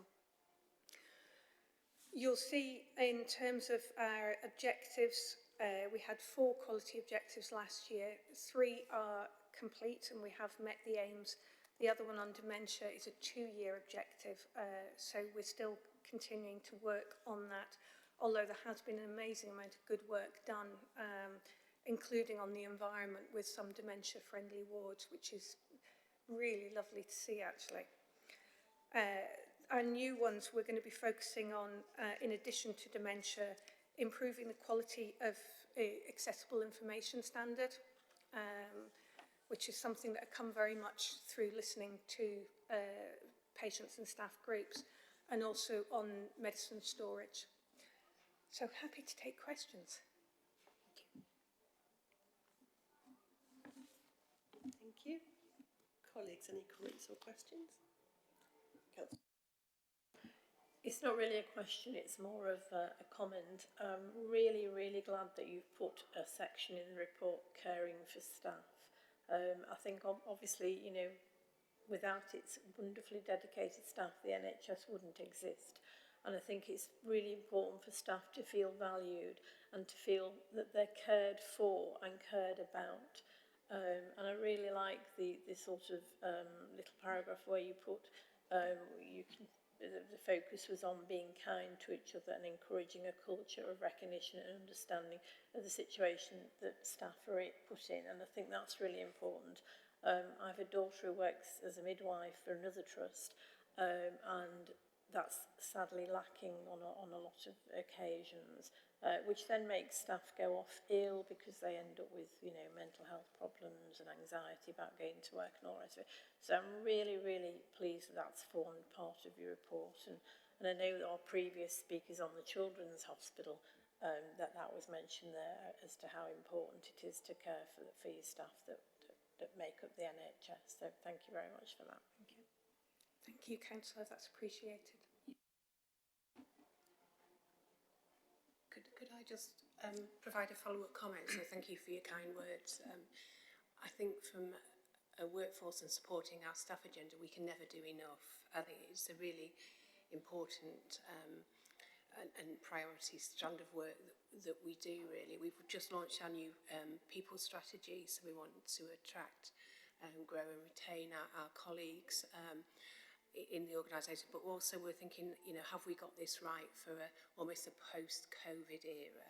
And we know a number of people are making very clear judgments about what they want from their workplace and what expectations they have, so we're working through that. One of the real positive changes we've also made is to launch our Proud Behaviours, which sets out a very clear set of expectations in terms of how we expect colleagues to work with each other and to respond. And we're very clear we have a zero tolerance to inappropriate behaviour. So that's a very, very strong strand that goes throughout all the workforce. So thank you for your comments. Thanks. I think one of the issues that the NHS often have is staff retention. And I know my daughter is 6 years qualified, and within the first year, quite a big percentage of her cohort had left the profession. which I think after all the work they put in, I think that's a really sad reflection. And so hopefully if we've got these strategies in place to care for our staff, then staff retention issues will be reduced, which will be good. So I think.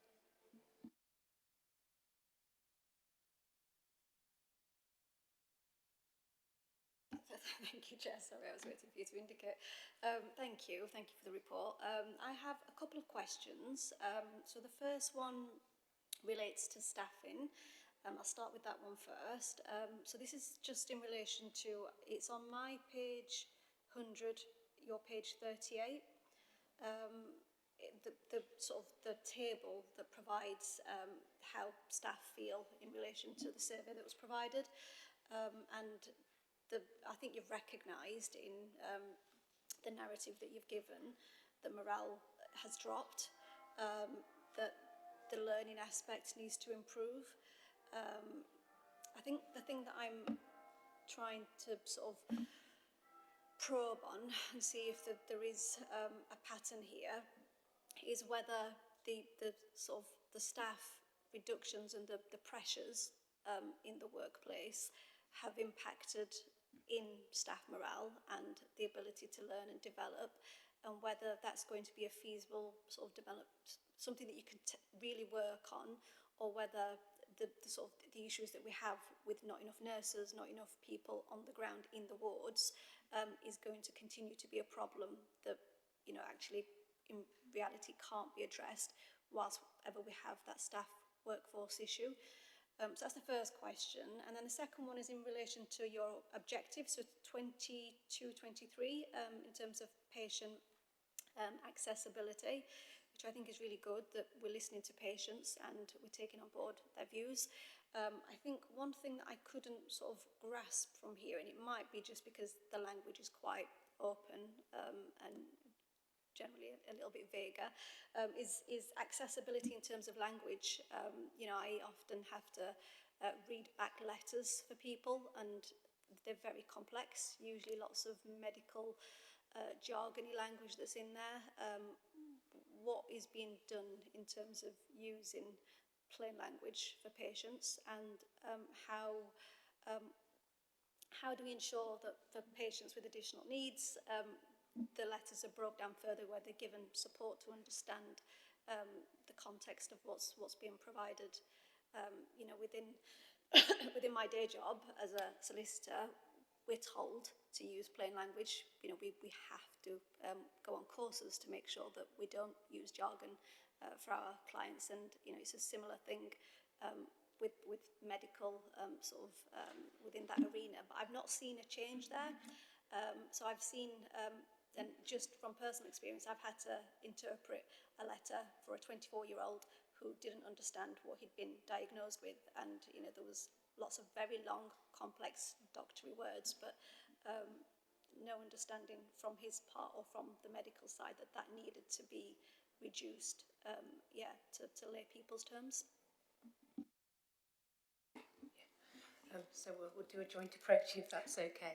So thank you for your comments on staffing. I think it's a really interesting conundrum because we haven't reduced any nursing staff post the establishment of same book, and we are in the best position we've been with regards to vacancies for many years. But what I would say I've seen change is the intensity of those roles has changed. So we know that a shift is a really tough call for individuals, and we know when you're managing a significant waiting list, so we know we've got waiting lists to manage, that has an impact on individuals delivering care. So for me, there is something around looking after our staff and making sure we're trying to, as best as possible, make every job doable.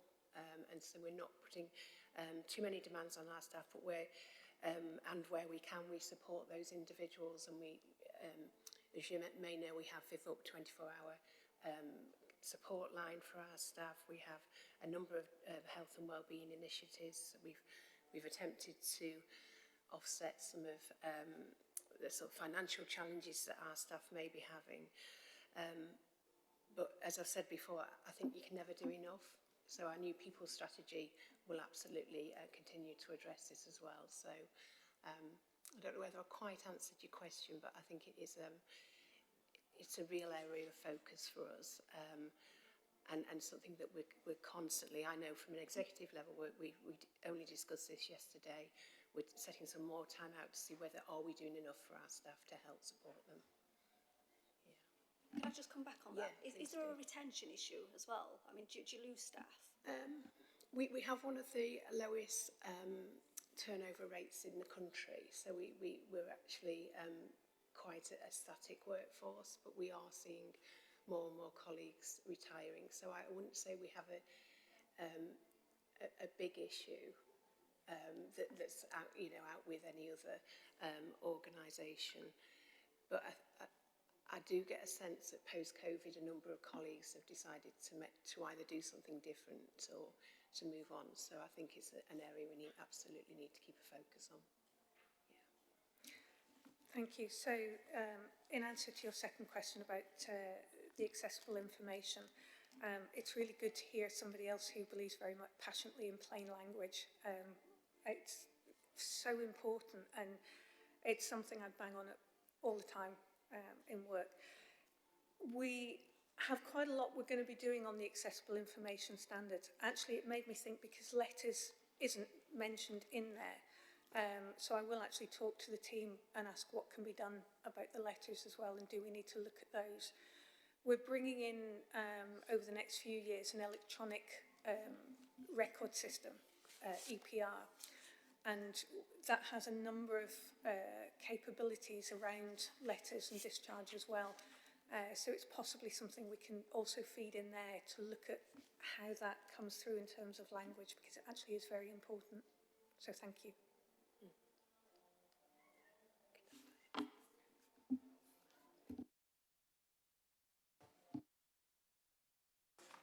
Thank you.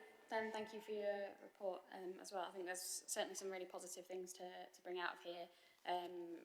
Not least just use of things like Tommy's app, which I'm really pleased to hear is working well in the maternity service, and that positive steps to turn around that direction of travel for that service. It seems really positive. I just wanted to talk about, because we've heard from colleagues from Children's Hospital about the practical steps that they took to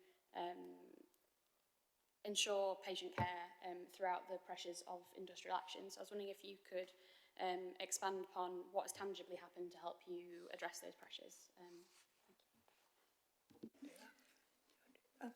If I start and you go.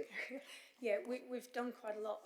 One of the things we've done is introduced, for every period of strike action, there's been a silver command in place, led at by executive level in the organisation. We have very much mapped out and tried to look at what we can deliver. We have tried to keep as much elective work going as we can, but safety again was paramount. So there were times when we had to step down some elective work in order to maintain safety. There was training given as well.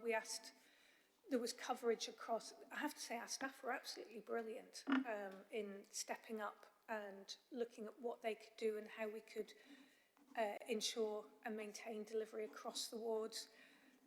We had pharmacists stepping up, we had consultants stepping up and doing roles of junior doctors. They were absolutely brilliant, and we were offering as well beforehand training where it was needed to enable those roles to be continued safely. Sandy? Yeah, so if I could just follow on briefly, I think one of the things we've sought to do as an organisation is to frame this as a national issue. It isn't a local dispute. It's obviously a national issue affecting a number of organisations. So we've sought really hard to maintain a good dialogue with individuals who are taking strike action. For example, we go and visit them on the picket line, and we just maintain that sort of conversation, because for those individuals taking strike action, it's been a real significant step for them. It's not taken lightly. So we seek to maintain a local dialogue because it is a national issue. Thank you.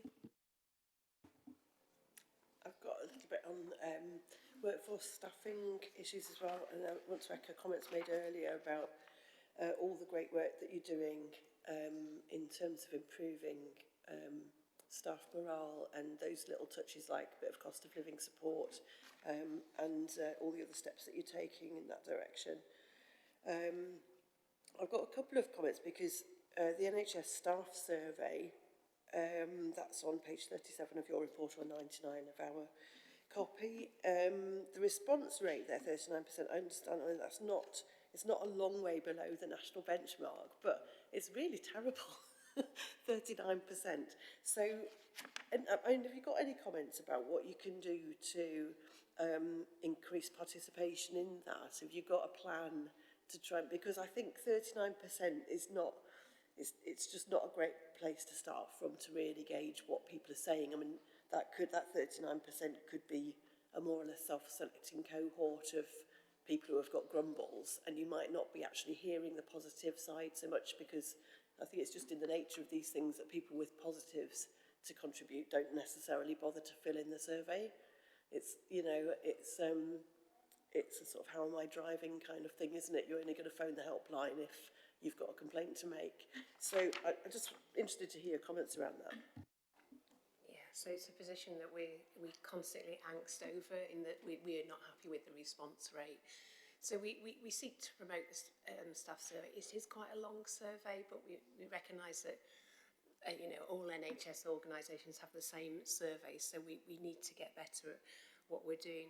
For some staff groups, we ensure that those individuals have dedicated time to complete the survey. We give access to computers and computer rooms. So, for example, our facilities staff who wouldn't normally have easy access to a computer, we make sure we've got time and space for individuals to complete their survey.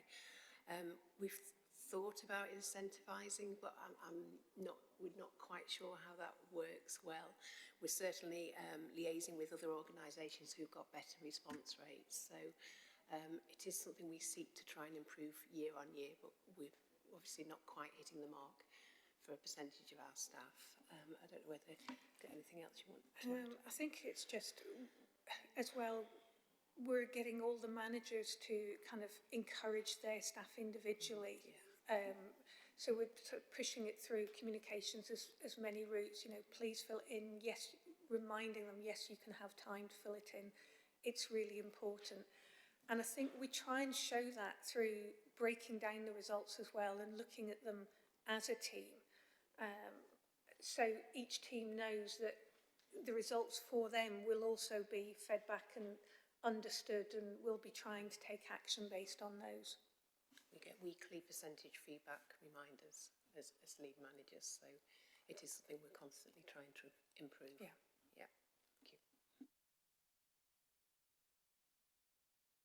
Is the survey anonymous?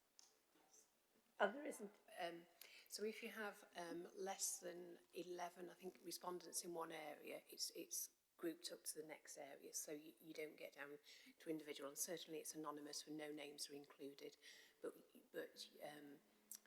it's outsourced to a company, and that company know who's responded. But as an organisation, we don't see any of those. No, I was just responses. a bit concerned that people might be frightened of putting negative things on and thinking it would impact their own. Yeah, thank you. Yeah, so it is one of the concerns that we know that individuals may have. I can guarantee we don't see who's responded, but also what we do is in the comments section, if that does name individuals, they're removed as well. So we try to make it as anonymous, and they're removed by the external company. So And does everybody know that that's the case? It is in the definitely comments. Won't? Yeah. Some of that may be perceptions. Yeah. Thank you.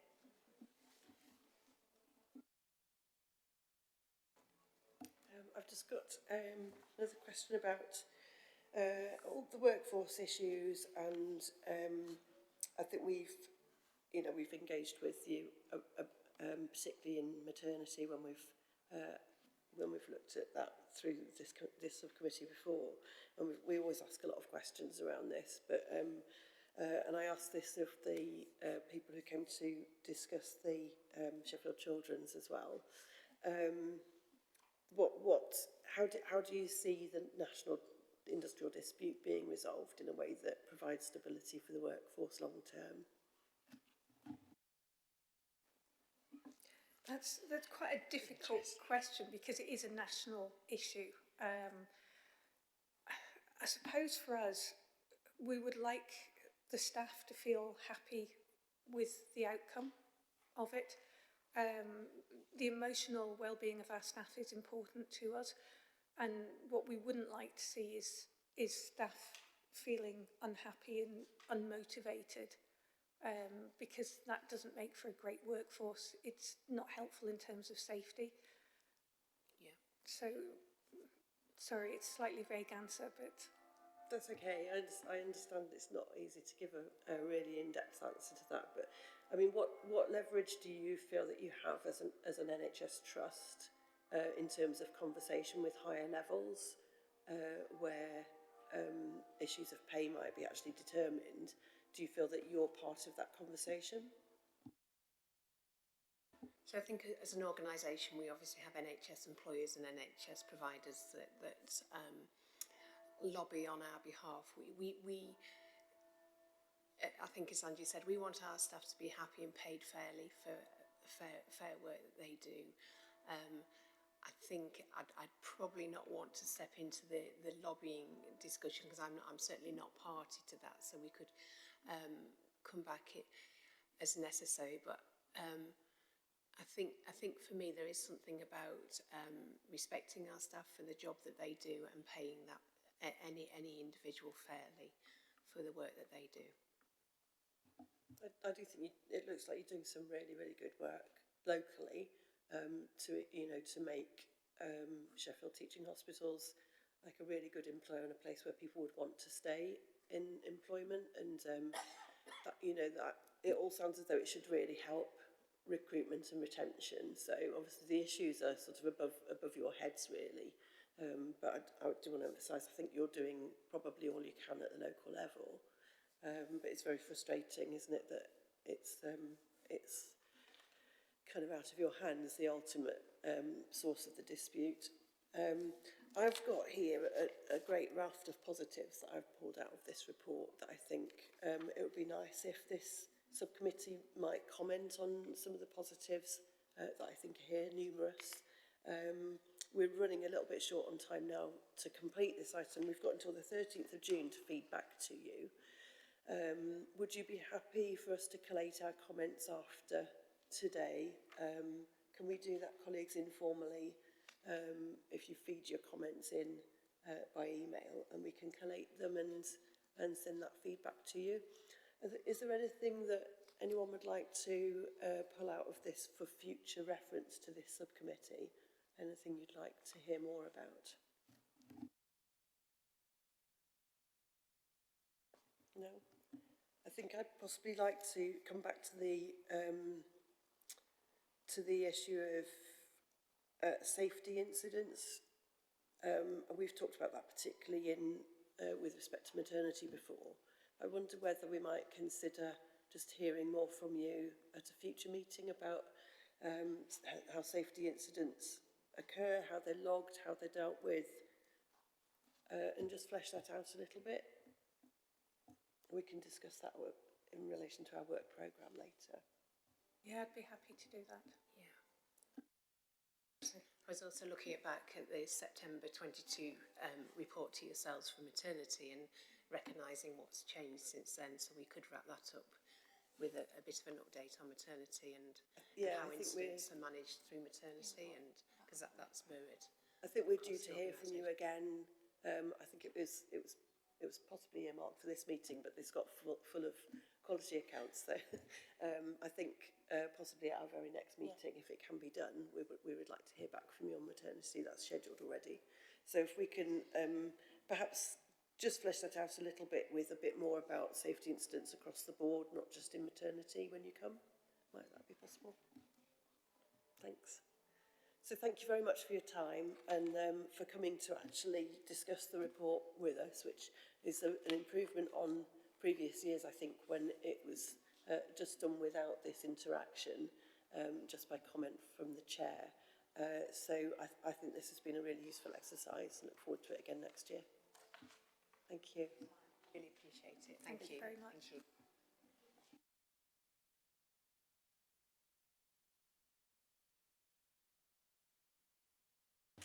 So, colleagues, our action on this is to note the content of the quality report and then to discuss and make comments on the report. So for today, we note the content of the quality report, and we've undertaken to each send our feedback as we wish to be collated into a comment for them to include on their final report. Okay, thanks. So our next item is the urgent item that we agreed to take, which is the St Luke's Hospice quality account. I don't think, do we have anyone to present on this today? No, Chair. Unfortunately, nobody was able to attend. So basically, I just agreed to feedback any comments that were made in the meeting. Yeah, okay. And we've got a deadline of the 21st of June for this one, so there's a little bit longer. If people feel they haven't had time to reflect properly on the report today, this is another one that we can take away a little bit and collect some comments afterwards. But have colleagues got any comments about the report?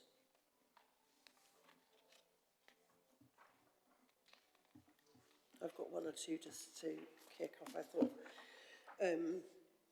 just to highlight that there's been a special focus on equality, diversity and inclusion, which seems to have been ongoing from the previous year as well, which I thought was a real positive in the report.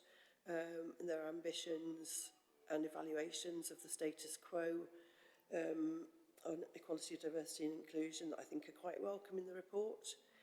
Detail around implementation to make further improvements as well is good to read there. I don't know if we might want to comment on that, I think.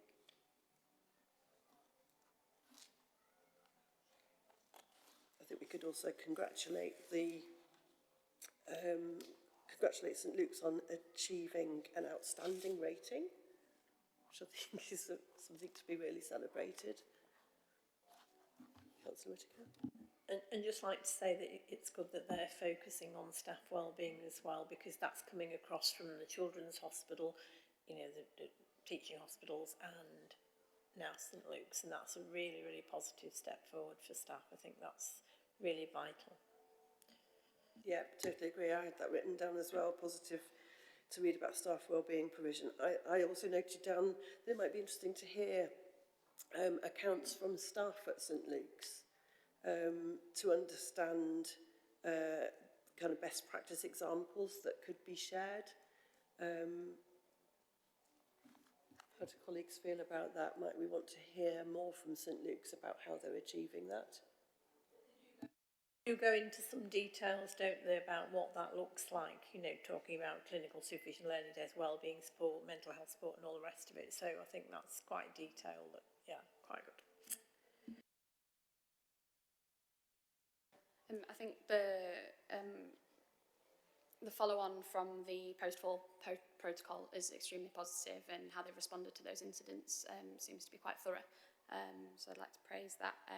Something that I think, looking at, obviously there are issues and future issues in terms of core funding, so looking at how they're going to address that and getting, I suppose, a tangible outline from them as to how they want to address that going forward. If there's any support that we can give to them in locating and finding opportunities for further core funding, that I think that would be quite useful both ways, just to ensure that stays forward. Certainly I used to work in grants and tender applications, and a lot of places don't give core funding. They'll give funding for projects or project work on the ground, so I do know that it can sometimes be quite difficult to source that. So yeah, it'd be great to hear from them if they have a plan and strategy going forward, if there's any way that we can help them in a two-way. That would be helpful, I think. Noted, yeah. Okay, anything further? So I think today we note the content of this report. We've had some discussion around our comments to be agreed. I think it might be useful if we can just digest the report for a little bit longer after today. And if members could just submit any comments that you want to see included in our remarks to St Luke's, make sure that's done before the 21st of June. I think Deborah can send a reminder out for us all. Yeah. Okay. So good, that concludes that item. And so we have a work programme to consider, which is included in the agenda pack. We're at page 135 in our packs. Would it be useful just to have a moment to peruse the work programme? Councillor Ayris, yeah. Chair, thanks. I'm raising it under the work programme because we haven't really had a chance to talk about it outside of the meeting. But there was a helpful dashboard on health services that was presented from the Oversight Committee at the meeting of Sheffield Place Health and Care Partnership Board on the 18th of April. And I think, Chair Ruth, you were copied into that from Alexis. Alexis undertook to make what I think is an obvious and important connection between the dashboard and this subcommittee, but also she undertook to make the link with the Sheffield Adult Safeguarding Partnership Board as well. So I'm wondering whether we can take that away from today. I can email you the dashboard when I'll find it and email it back to you, Chair. Yes, please. And then we can have a discussion about it. Yeah, that sounds extremely useful. If could you? It looks as though it is something. It could be, quite a big piece of. Well, I don't know. There are elements that could be quite useful for the Scrutiny subcommittee to take into the work programme. I don't know. Okay, that sounds useful. Could you email that around the committee and highlight any areas of it that you feel might warrant some discussion? Yeah. Thank you. Will do. Other things on the work programme then, we've got the adult disfluency and cleft palate speech and language therapy services. I'd made a note on this that it was last considered 17 months ago. Are we due for an update on that at our next meeting, Deborah? Yeah. So that is It's maternity improvement update and the language therapy. That's great.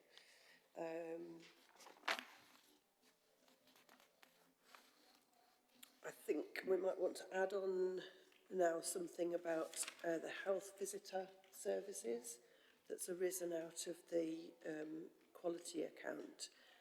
I think my question around that is whether there's been a service change during COVID that hasn't necessarily been restored to pre-COVID levels.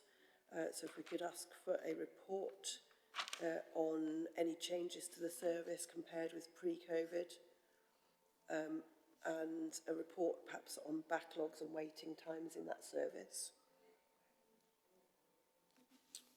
Are colleagues happy for us to add that to the work programme? Yeah.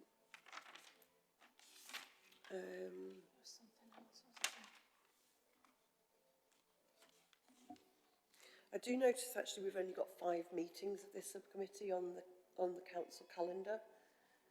Had you noticed that as well, Deborah? Yeah. So I think we probably want to try and fix all 6 of the meetings that we're supposed to hold in the year.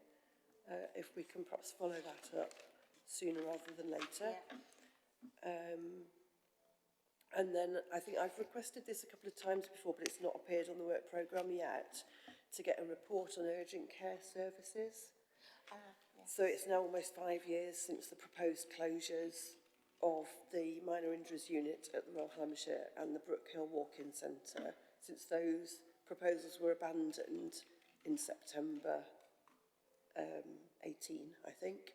And it's more than 2 years now beyond the end of the 2-year extension to the contracts that was agreed at that time. So I think it would be good to hear some statistics on service use and whether there's any future consideration of reconfiguring urgent care in Sheffield. I think it would be good to get some assurance on that. Yeah. Are colleagues happy for us to take that one forward? Any comments on that? Okie dokie. And then we've set our additional workshops.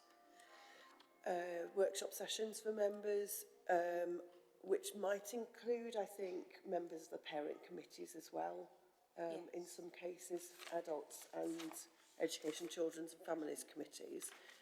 So workshops to be hosted by this subcommittee to allow space for some more in-depth discussion around a few areas. So we'd highlighted GP and primary care services, with a desire to bring in some representatives from the primary care networks to hear more about how primary care actually is on the ground, and compare that against the ambitions of the Integrated Care Board. Anything anyone wants to add to that? Chair, if I may, sorry to bring it back a step. I was just double checking with Steve as to whether it had come recently. But if as far as we're aware, it might not have come to subcommittee for a long while, so maybe worth just having a look at bereavement services and how the quality of that, and just having a little bit of oversight on that, as it's not something I believe that has come to subcommittee for a long time. I don't have any outstanding concerns from what I've seen, but I just think it'd be worthwhile, as it's not been to subcommittee for a long time. I don't know whether it actually might have a better place in a working group format, as you've just mentioned, but. We could bring that to a workshop format, yeah. If you'd like a single issue workshop. Yeah, I think that might have a better place for it rather than a formal thing like this. A workshop format on that might be better. I don't know whether colleagues would agree with that. I think, I'd like to hear about that. So we did sort of plan for six potential workshop sessions, yes. Didn't we, through the year? So I think we've got GP and primary care. We had a request from a previous member of this subcommittee to look at a low-level mental health services, sort of pre-crisis mental health services. So that would be another workshop. And I think then we'd added a desire to spend some time with more in-depth discussion of commissioning priorities and direction of travel from Emma Latimer, the director of Sheffield Place. And then if we add to that bereavement services, that's 4 workshops, which I think is quite attainable. Yeah. So if we can look at getting those scheduled in, yeah. Deborah, thank you. Chair, is it possible to have dentistry services, not as a workshop, but as a future agenda item? I'm not sure who you'd invite to. Dentists, people not being able to get a dentist appointment. So some agenda item. I'm not sure who would come to. So I guess we'd ask for a report from the ICB on that. Potentially. Yeah, or from or from Sheffield Place. Mm-hmm. Yeah. So we asked for a sort of state of primary care report before. I think perhaps if we go down the same line with dentistry. Yeah. Okay, anything further? All happy? Good, I think, does that bring us to the end of our business? Have I missed anything? Nope. Are we all good? Okay, excellent. So we've actually managed to come in under time, which is a relief, with some quite chunky items. So thank you all for your input and some very astute questioning. And I think we've gained a lot of insight today from those quality accounts. Good to see the learning disabilities and autism progressing as well. So we've got that to come back in the autumn. Okay. Thank you all for your input and see you next time.